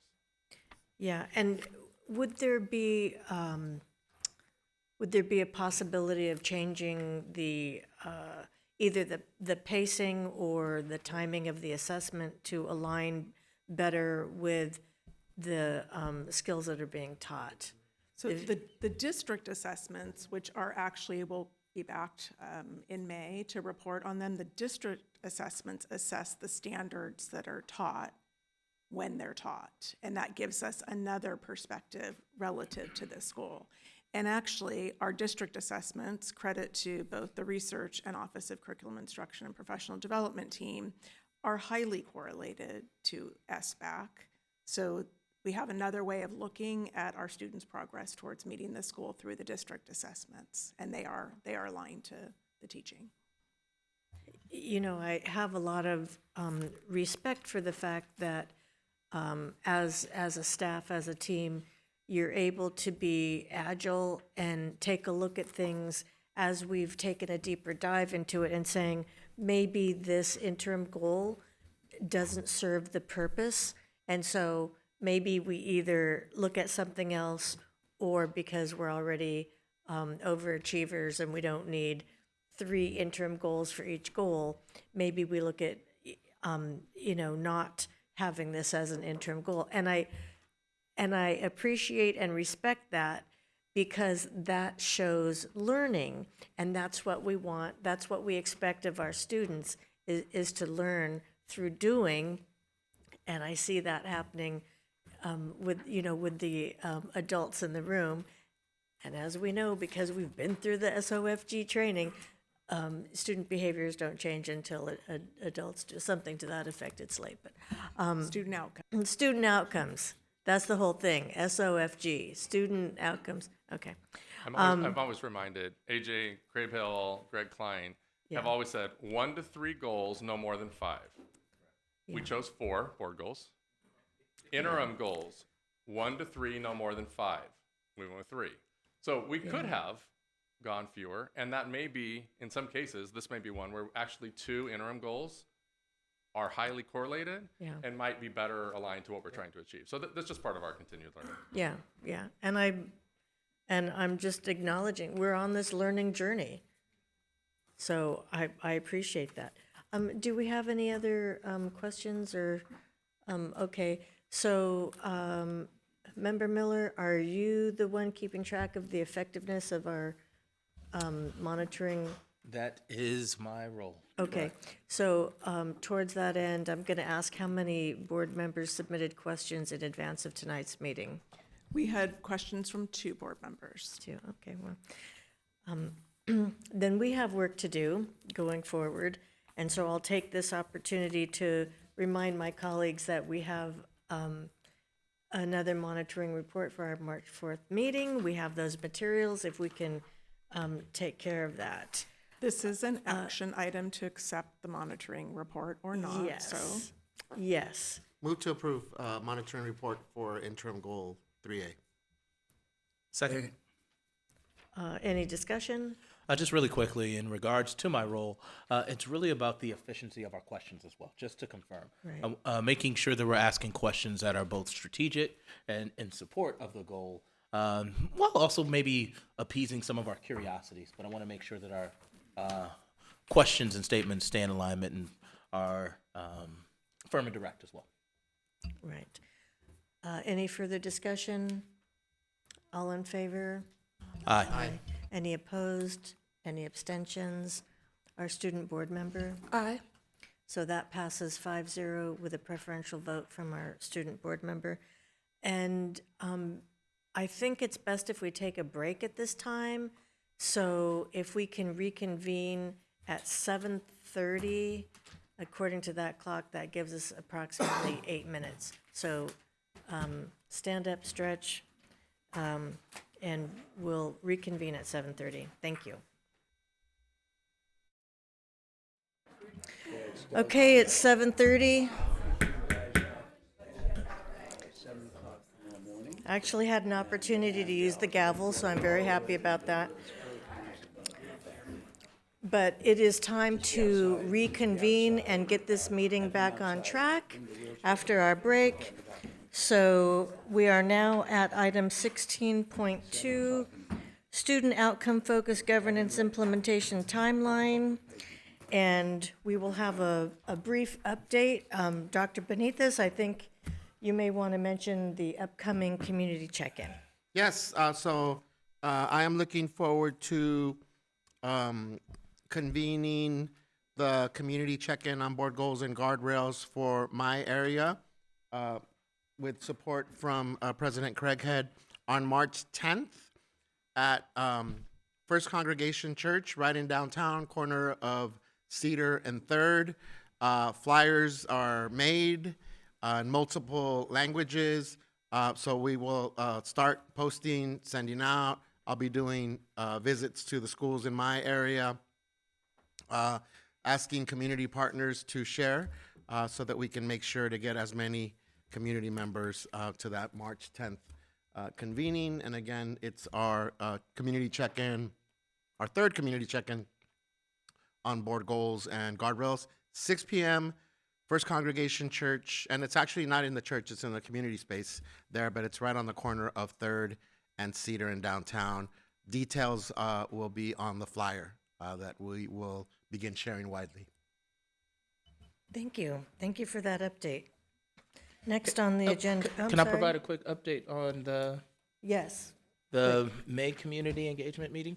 So it's still in its very, very early stages in regards to conversations, but I do plan to work in partnership with the Six. For those who aren't familiar, the Six is an organization that is a collaboration of multiple nonprofits that support predominantly the Sixth District, but obviously a lot of parts of Long Beach. And so I plan to be working with them, and it is the Kings Park Neighborhood Association, if I'm not mistaken. I hope I'm saying that correctly. But they are two partners who have been particularly excited about the community engagement event in May. And so I'm looking forward to it. So I just wanted to give you all an update on at least who are some of the upcoming partnerships when it comes to when I get that date scheduled.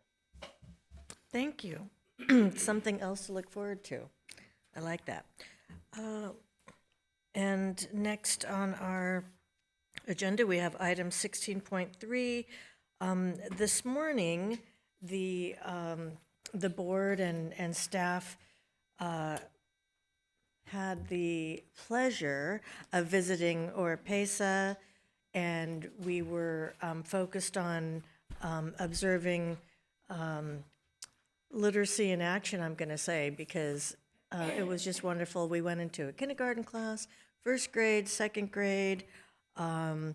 We were able to observe how cascading support works with OCIPD and administrators and teachers, and helping to build capacity, using tools like the UFLI, University of Florida Language, and I didn't catch the I part. Is that instruction, or can somebody help me with that one? Institute, okay, I'm I in think good it company. is. That's good. And so, you know what? We're fine. And there was a lot of talk about DDR, and so if you're in the know, you know that's the daily decoding routine. I know I caught something, all of it, so good for me. Let's see, and then also Tier 1 instruction in the kindergarten classroom. We saw how the teacher was engaging with the children, using physical cues. I think, what did she say? It was, what? Can you help me with that?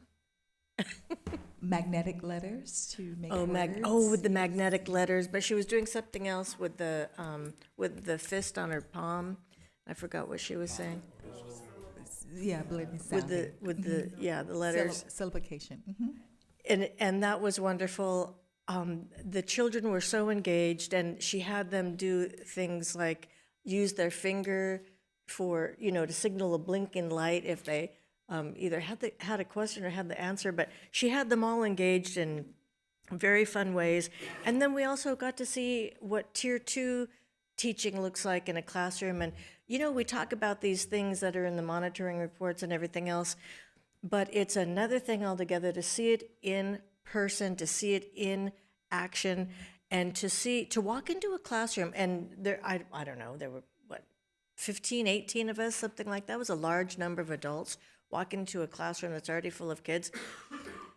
And there were a couple of classrooms we went into where the teacher has a small group around them, and the other kids are working independently.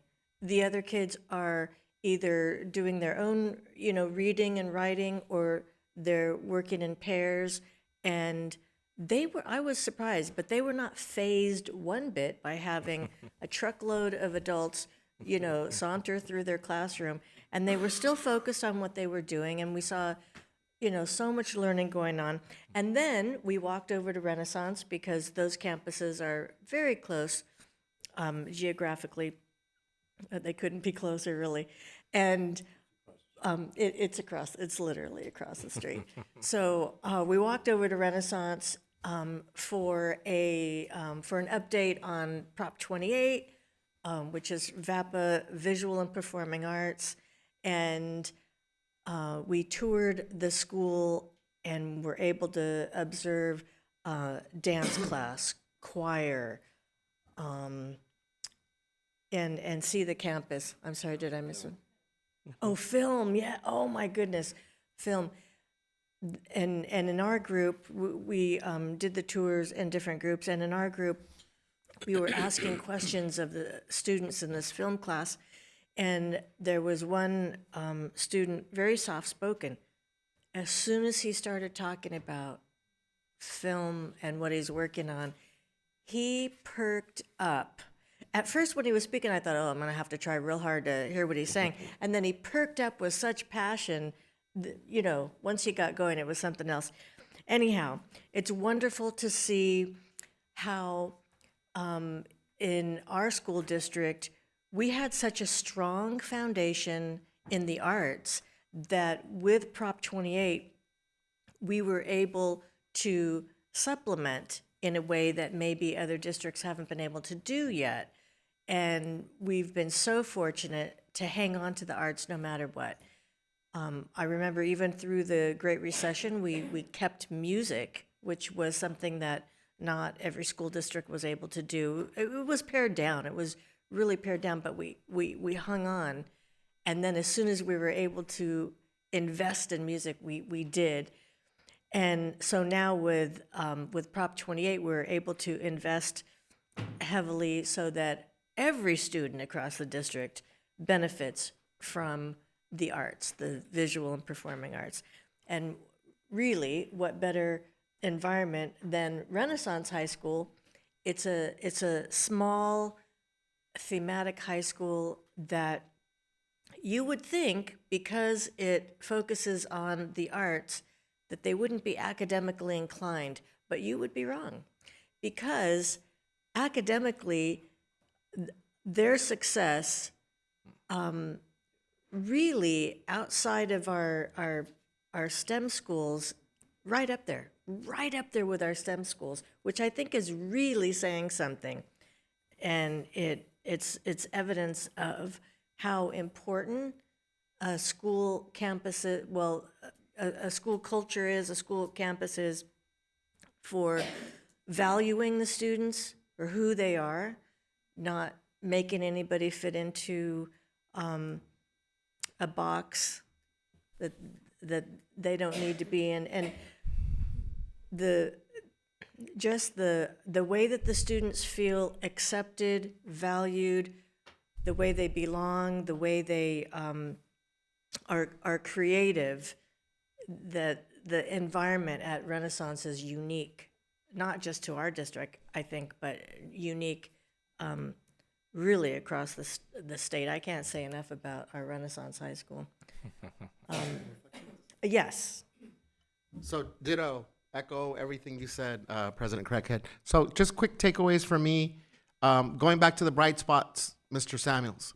So bright spots from an elementary school, 87% Latinx, 33% emerging bilingual, multilingual learners, a quarter with an IEP and or 504 plan, and bright spots everywhere throughout the morning. Highlight of my experience in a second grade classroom, 2 students recognizing punctuation marks during reading and giving each other feedback around pauses after commas, longer pauses after periods, expression with a question mark, students giving each other feedback around pace during reading. So wonderful experience. And then bright spots at Renaissance High, right in the heart of downtown, 99% graduation rate. Goodness gracious. Quarter of the students with an IEP or 504 plan. And the testimonies of going to New York to film school, going to other Sundance. Festivals, presentations. So takeaway, and I wish we would have recorded this, Dr. Baker. We had a chance with the film students. If you know, we asked if no one knew anything about Renaissance and wasn't really involved or in a community surrounded in the arts, what would you say? Oh my gosh, it was a missed opportunity. Each one of them with a very unique but uplifting perspective on how important that community, that supportive environment, and the culture around the arts and educational success, was uplifting. So wonderful work to all the teachers, the bright spots, the amazing students at those schools in the heart of downtown, in an area that many folks that aren't in the downtown area still think of it as a very stigmatized a series of neighborhoods with wonderful, rich, just beautiful work going on. So kudos to the site teams as well. Yeah, I want to echo that. Great work. A lot of hard work in those classrooms. Very dedicated staff, teachers, facilitators, and great leaders in both schools.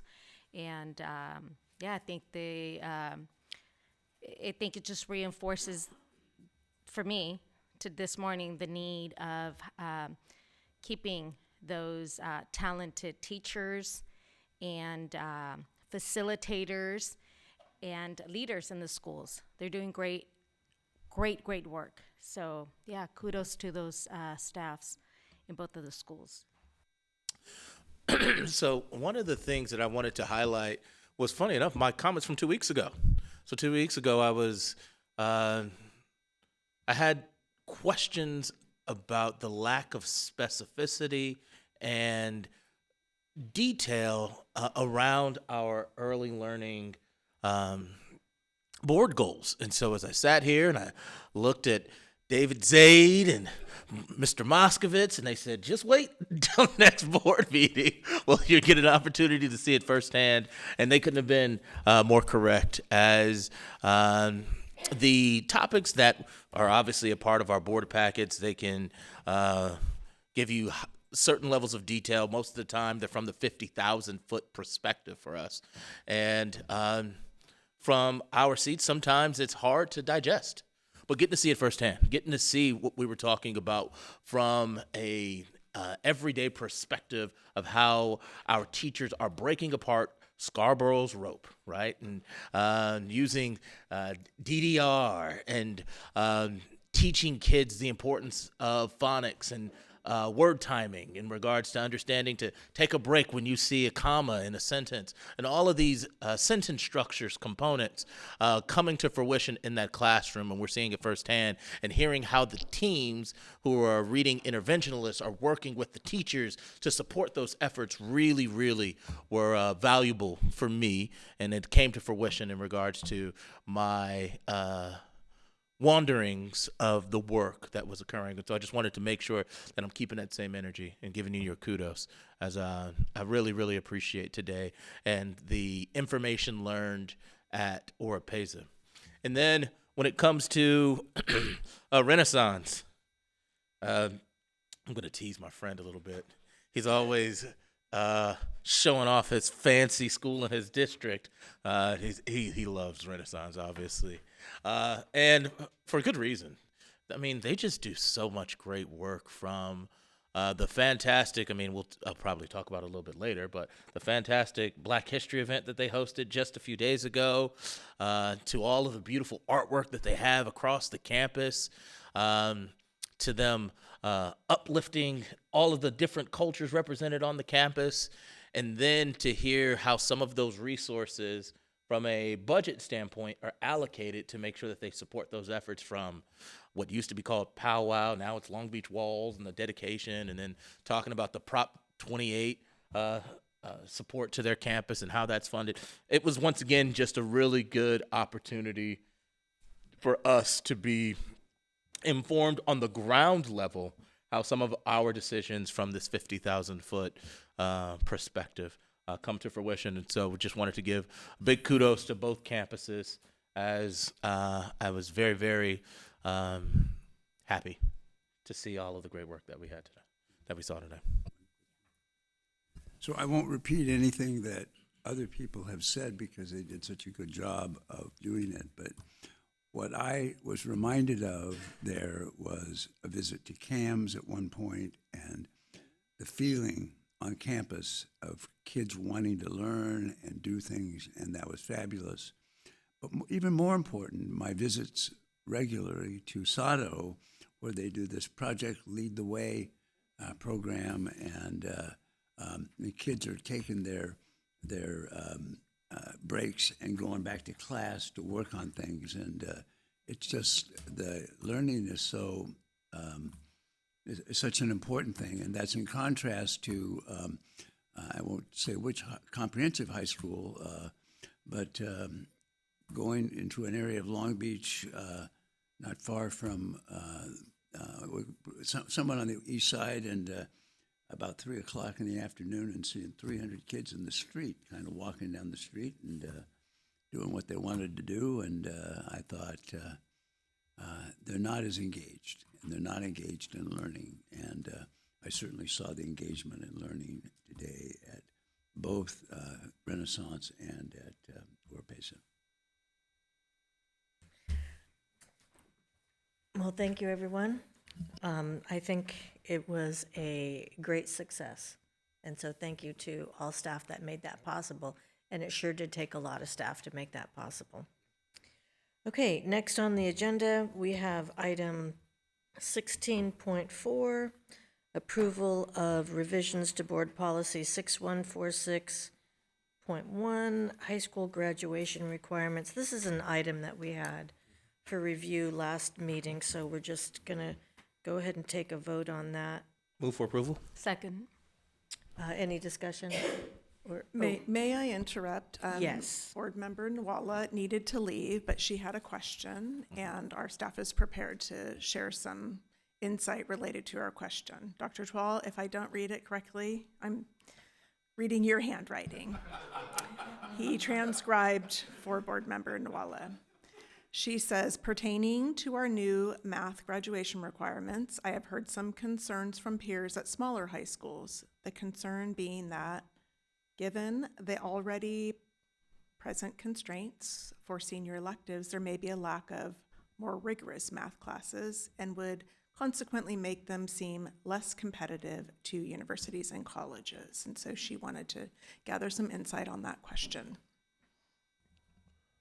Yeah, I'll gladly answer that question. One thing that we'll, number one, we're definitely going to encourage all of our students to continue taking math, and I believe that was shared at our last meeting. But also, every student that has a desire to take their fourth year in math, they will be able to take math, and so that will definitely be a guarantee on our campuses as we move into next year, if this is approved. Ed, when you say we'll be able to take the fourth year of math, would they be able to take the same math course that previously was required as an elective? Wait, say that one more time. So the court, like right now, this Yes. policy hasn't gone into effect. Would students, when this policy takes effect, be able to take the same math course that they're currently required to take as a fourth year elective? Yes, yeah. Thank you. And partly that is because there's not a single requirement, it's a number of options that students have. Okay, any further discussion? All in favor? Aye. Any opposed? Any abstentions? That passes 5-0. Item 16.5. President Craighead, before you entertain 16.5, I wonder if I might provide some budget context before you get into the next two items. Okay. Yeah, thank you. Tonight, items 16.5 and 16.6 seek to address the really grave situation that we are in fiscally. And so I want to provide both some historical context and then some sharing around our fiscal stabilization and prioritization plans. What I will share is available on our budget webpage, but I just want to bring that into focus as you have to take action on some really difficult things. First of all, it is always hard to reduce staff in an organization that fully depends on staff to change the lives of students. And that is true for certificated and classified staff. And so there's nothing about tonight that feels other than a grave situation that we face, and I have deep empathy for those who may be impacted by the changes that you have to take action upon tonight. And we are in in California, districts around us, and ourselves included, we are in a really grave situation. So some historical context around where we are. We've had an enrollment decline of approximately 10,000 students since 2020. Over about 15 years' time, we've lost the equivalent of a third of our district, which is larger than most of the school districts in the state of California. And so some of you will remember the Great Recession and some of the things that came after the Great Recession in terms of increases of cost of living that allowed districts to recover in a way that we do not anticipate having at this time. Thinking about the period of time of pandemic relief. So from 2020 to 2025, actually we expended, or 2024, we expended the last of the COVID relief dollars. During that period of time, we were held harmless relative to our average daily attendance. In other words, it did not impact our budget when students attended less frequently, in the low 90s or upper 80%. That was a phase of hold harmless. There was also a tremendous influx of state and federal dollars to the tune of almost $500 million in Long Beach Unified. And so during that time, our imbalance actually grew. We had a good reserve going into the pandemic. We used our COVID relief funds in very intentional ways. You may remember we had a learning acceleration and support plan that provided all different aspects of supports for families and students of all kinds in our district. And with the expiration of those funds in 2024-25, we began deficit spending. There was no longer relief for ADA, so we were no longer held harmless. We were seeing the impact of enrollment and our attendance, and our expenses outpaced our revenue significantly. And so in 2024, we began to go into our ending balances. And in its simplest way, that is our reserves or our savings accounts to cover operating expenses, which continued into this year. And so the board knows that without the fiscal stabilization plan that also includes the reductions that are being made tonight, our district would go into fiscal insolvency. With the fiscal stabilization plan, and I will talk specifically about some of the aspects of the fiscal stabilization plan, we seek to make significant reductions that pushes out insolvency further. But even with the fiscal stabilization plan and the reductions that are proposed tonight and going forward, we still will not meet a minimum reserve in the third year. And I say that as a grave concern and a grave situation that we're in, because this is not a one-time experience for our district. This will require persistent reductions and prioritization with the funds that are available to us. The fiscal stabilization, I'm going to speak to that, and actually there's a memo from December 3rd that's posted to our budget webpage, and I'm going to just walk through some highlights as you entertain the actions that are before you and know that they have been considered deeply and analyzed, and we are in a grave situation. We've spoken about attendance, and so actually I'm not even going to talk about attendance tonight because attendance is not just the solution. We want students to be in school because that's where learning happens, but we cannot solve this issue that we face with attendance. So in terms of expenditure reduction, late in the spring last year, we began to look at central office as the first place to make reductions. In fact, we were able to enact $2.5 million of cuts for this year that were reflected in the first interim, and I know that that's repeat information for you. That was in the form of frozen positions that then were eliminated. There were people that were leaving positions and either taking a retirement or leaving the district. Those were frozen and then eliminated. So we enacted the first round of central office cuts along with significant restrictions in central office as well as these cuts, which in your first interim, you saw that we reflected $2.5 million of central office reductions. The second place we looked was central office reductions. We have done in every single department, academics, every business department, at least a 10% reduction to every department, and some departments have faced upwards of a 20% reduction, and we will consolidate some central office departments effective July 1st. That is to the tune of about $10 million and growing, because anytime there is a central office position that becomes vacant from attrition or retirement or another form of attrition, that position becomes closed, and we solve for how that position served previously in another way, so that we contain the number of people that are impacted by any reductions that we make. We've also enacted about $5 million of contracted services through central office cuts. So number one and number two were central office reductions, and it continues. I've spoken previously, but I'll bring attention to school staffing that reflects projected enrollment. So I've named 10,000 fewer students since 2020. Our enrollment continues to decline. And so one of the actions we've taken effective this 2026-27 school year is that staffing will be aligned with the projected enrollment, not a lagging year behind and being overstaffed relative to the number of students that we have.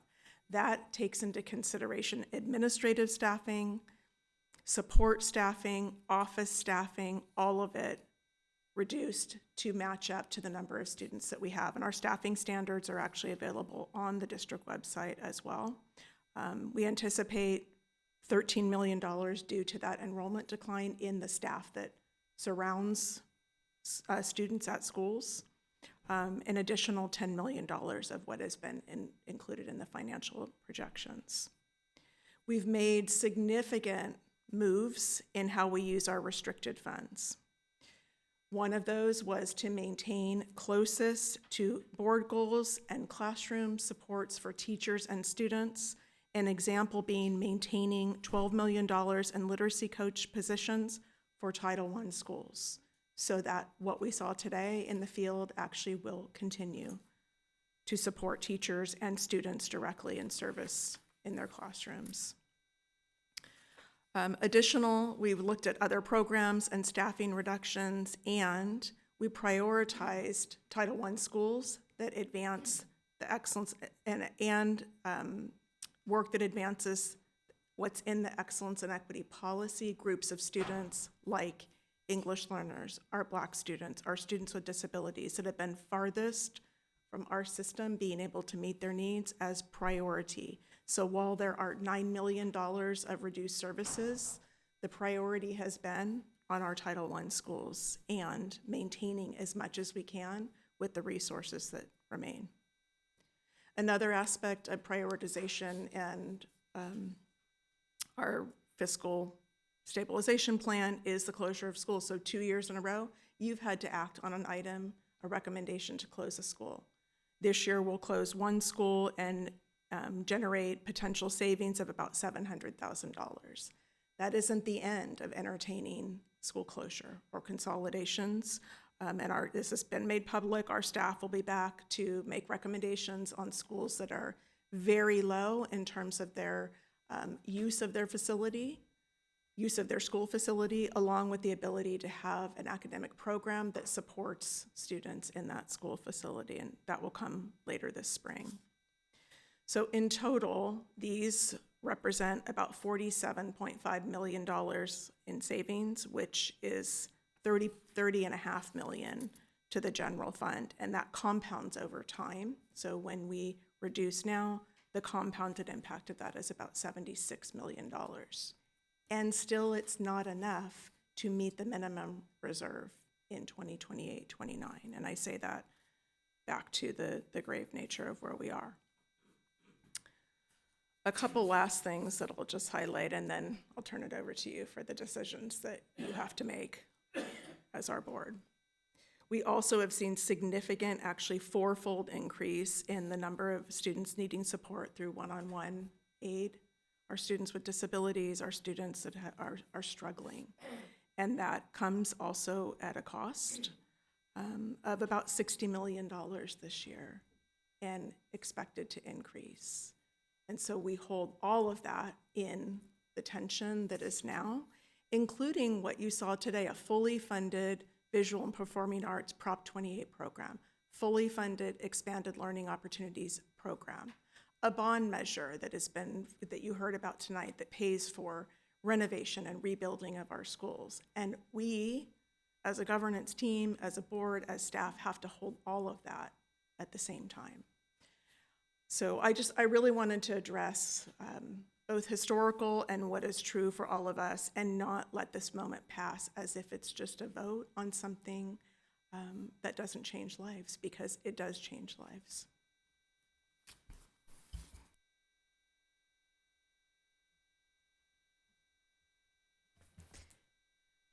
Well, I guess before we take this vote, we'll just take a moment to digest all that. And I'll just say that I appreciate having the context. I appreciate you framing this this moment and this vote in the way it should be framed. And we always take it very seriously when we have to make decisions that affect people's lives in such a impactful way. And I know that there's not one of us in this room that takes it lightly. So with that, I'll entertain a motion on item 16.5. So moved. Second. Yes, any discussion, Dr. Benitez? So, we're being asked to make decisions here, not just today, but moving forward, that drastically impact the lives of individuals and the work that our district's able to do. And appreciate the context, Dr. Baker. One of the things that I'm wondering if you could share more about is around the equity, the excellence and equity piece. Clearly, with any cuts, any stabilization measures, they impact our ability to move forward on our vision, on our values, on our board goals and guardrails. We just had a monitoring report highlighting that there's a lot of work to be done there. Clearly, these decisions have impacts on the individuals that currently hold these decisions. Could you speak, Dr. Baker, and I know a lot of this is still in the works, right, and pending a decision. Could you speak to some of the positions as they're listed, interact with and serve our most vulnerable communities? Example includes those positions that require multilingual skills, because we've had, not just today, but we had a public comment today actually praising our work for some of our most underserved communities, in this case for our multilingual learners. And the capacity and the effort that it took to build out some of these things that just weren't around even 10 years ago, and some not even 5 years ago. I referenced our language justice work. So could you speak to in what ways we're both working with school sites, but also ensuring to our communities and students that, yes, if we decide to reduce positions, it definitely has an impact, but what other things are being explored, conversed about, developed, so that our most underserved students don't disproportionately continue to be negatively impacted? I can speak at a high level with an opportunity to come back and continue to provide the plans. So tonight is about actions that are legally required on a legal timeline. One action associates with the release, so action is the release of the non-reelection of temporary certificated employees. The agenda item well describes the different categories that temporary employees fall into, including those who are early childhood educators, those who are replacing employees assigned to categorically funded programs, and leave replacements. The second item I think you're speaking to, Dr. Benitez, is the approval of preliminary resolution of layoff of classified employees that names specific positions. In that resolution that you are being asked to approve tonight, it maintains the timeline that is expected for notification, and it covers several different categories of employees. On page 404, you can actually see the classification and the positions. This item intersects with several things. It intersects with staffing standards, which are publicly available, school site council decisions about supplemental positions at their school, including bilingual staff who may be additional staff at the school, as well as including some of the ways that schools are using their VAPA funds. So with all of that in mind, there's a great intersection of those elements. We will be working with school staff, and let me see if this is getting to the question you're asking. Where there are reductions, especially with bilingual staff, we will be working with school staff to communicate those reductions. And in some cases, and this is why it's hard to answer, in some cases a school has more than one bilingual staff and they've added a staff member. In other cases, it may be because of the staffing standards that they're being reduced. And so each will cause us to be working with the school community itself to communicate and then to look for solutions to meet the needs of, in the case that you're asking about, multilingual families and community members.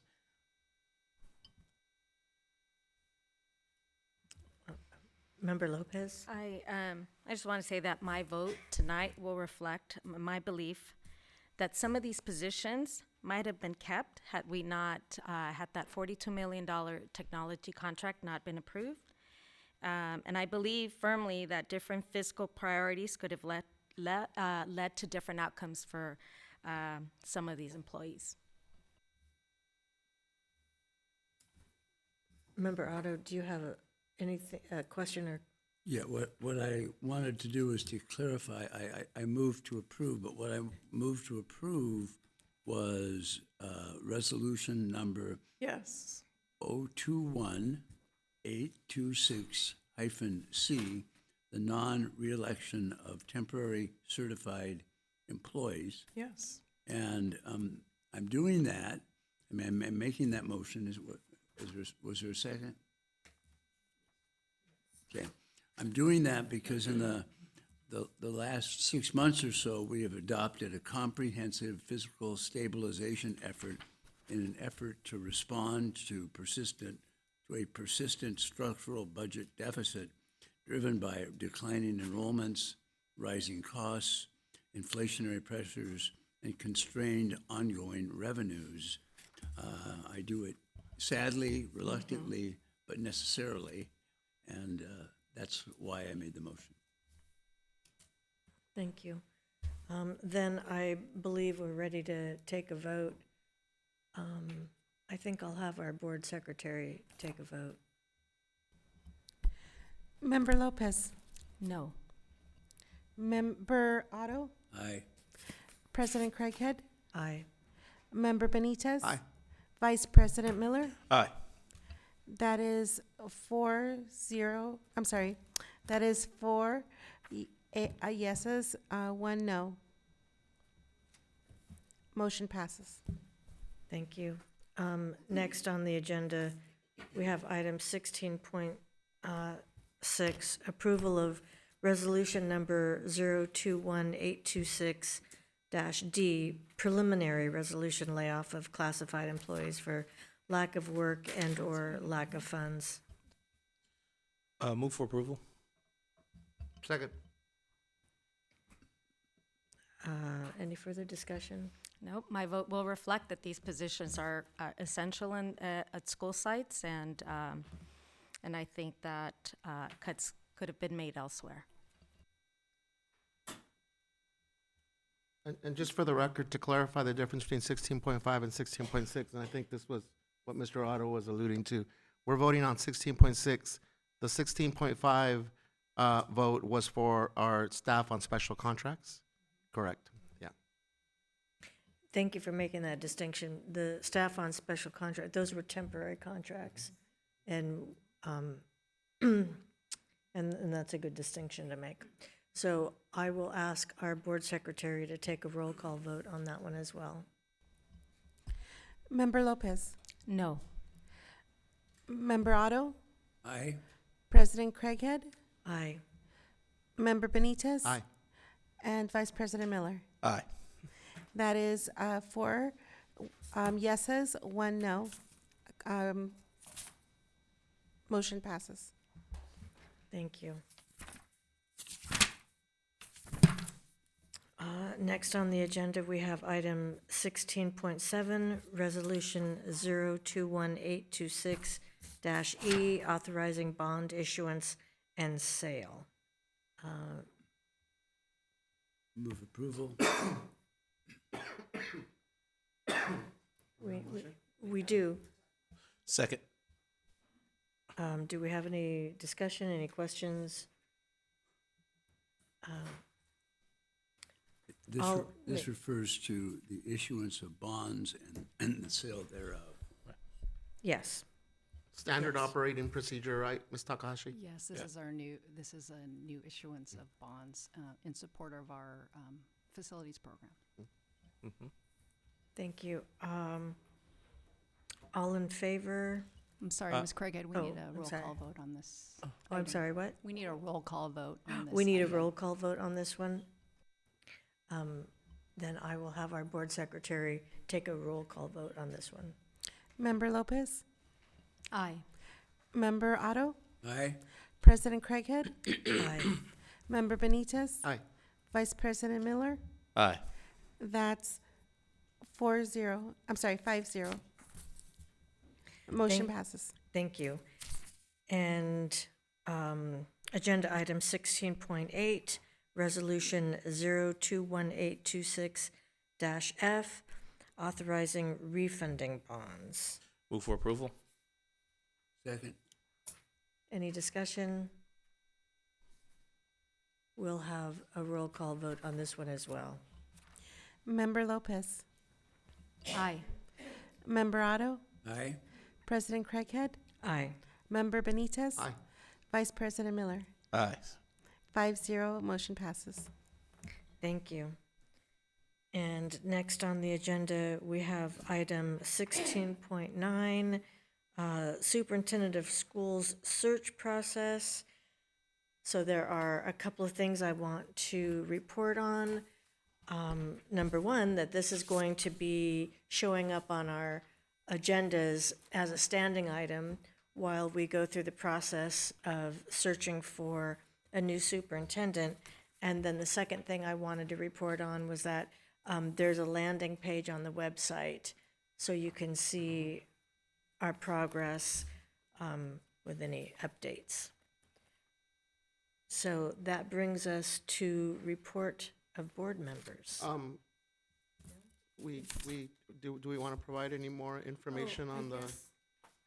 I guess the update for tonight would be something that was reported out on earlier in the evening, that the board has decided to have a special meeting in between now and our next regularly scheduled board meeting to interview 2 to 3 firms that we will be contracting with to help us with our superintendent search. Thank you for the reminder.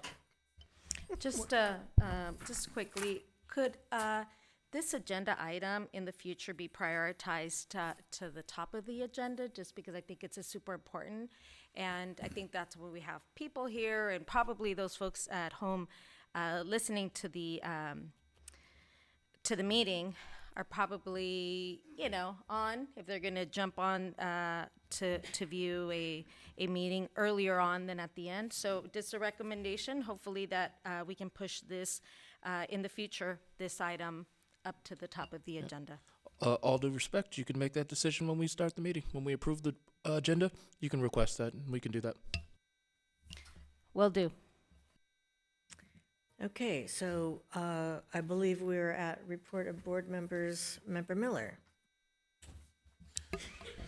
Yeah, I'll be brief. I just spoke a little bit about my attendance to this event earlier today, but I just wanted to give a big kudos to the Renaissance family for hosting a fantastic Black History event. They had a really great turnout. I want to give a special shout out to Melissa Morgan. I know that there were tons of text messages sent out on her behalf, and I knew that there were multiple people who showed up because of them. And so I really appreciate when there are community members like that that are just truly invested in supporting our young people and going out of their way to make sure that even on their personal time that folks are coming out and showing up. And so I wanted to give her a special shout out because I knew at least 5 or 6 people in my network was like, did you get Melissa's text? I was like, I think we all got Melissa's text. So kudos to you, but more importantly, kudos to those young people and all the great work that they did on that event. I know that there are a number of events that'll be shouted out over the next couple of days, and I'll let my colleagues talk about it. But it has been a month full of celebration when it comes to Black History Month. For our city and for our students, and so I couldn't be more impressed with all of the events that have been going on thus far, and so I look forward to attending a couple more.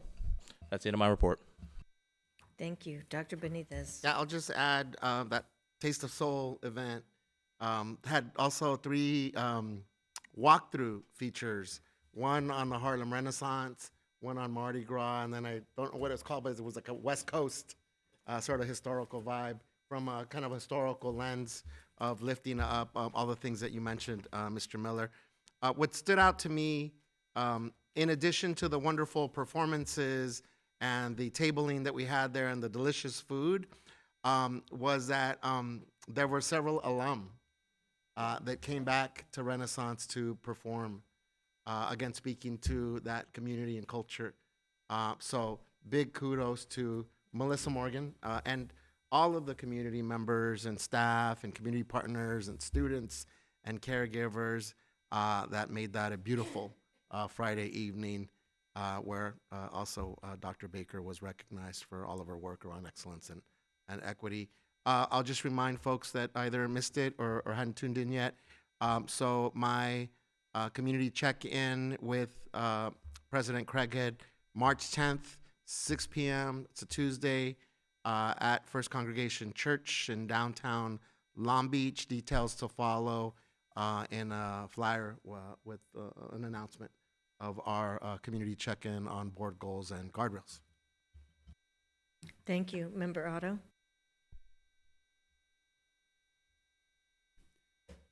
You know, I think that how serious the times are right now for Long Beach Unified School District ought to be apparent to everyone. And I think that with both the financial situation that we find ourselves in without fault on our part, in my opinion, and with the need to find a new superintendent. These are very difficult times, and I think we're going to learn a lot about this board in the process of going through this process. And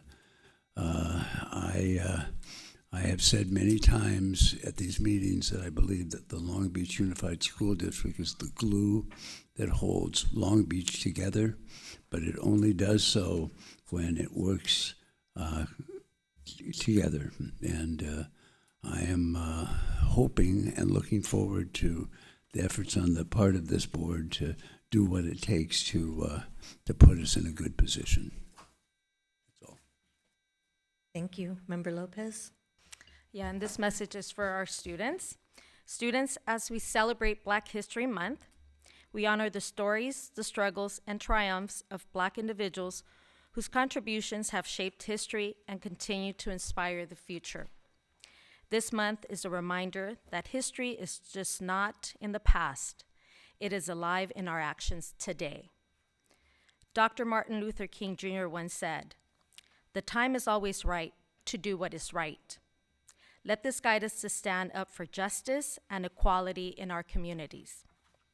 Maya Angelou encouraged us to embrace our power, stating, "You may not control all the events that happen to you, but you can decide not to be reduced by them.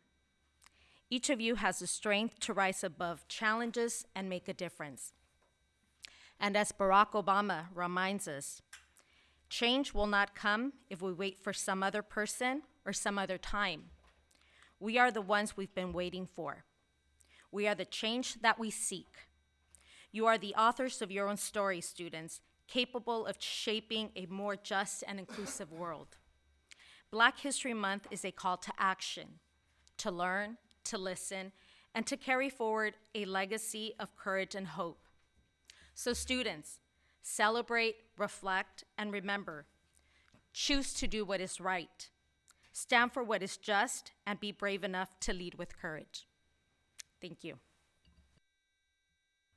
Thank you. I'll just be real brief. I want to thank the Cubberley DEI committee of the PTA for doing the Black History Month event. I believe it was last week, and then the event at Renaissance, the Taste of Soul, and it was the theme was a cultural passport through time, so the Harlem and everything else. Great job, thank you.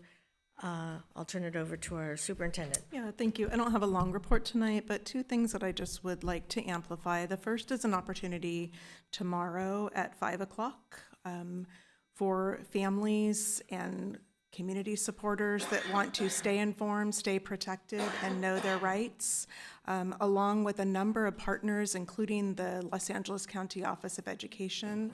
Community members can participate in an online webinar around changes in immigration policies, student and family policy protections, understanding constitutional rights in the workplace, public spaces, and at home, how to avoid immigration fraud and notary scams, and how to access legal immigration support for people without attorneys. And so this is featured, it pops up on the front page of our webpage right now to give access, and there's a scan code to register. And then the second was we heard our LCAP team speak about a call to action relative to giving input. The question they are asking is input around current LCAP goals and actions with programs and services that are essential to support student success. And I appreciated their reference that while the LCAP input experience happens over the course of a few months, we use the data that comes in through this engagement process throughout the year, because budgeting in different aspects of it takes place all throughout the year. So after the flyer for the Know Your Rights session, it comes down, this will be available, the LCAP will go back up as a pop-up, and it is currently available on our LCAP webpage. So just want to encourage, as was earlier, students, caregivers, families to participate in providing their input. And that's my report tonight. Thank you. And a little reminder, our student board member mentioned earlier an event this Saturday at our Center for Black Student Excellence from 10 to 12, so we can go out and support her. Without any objection, we'll adjourn the meeting, and our next regularly scheduled meeting is Wednesday, March 4th.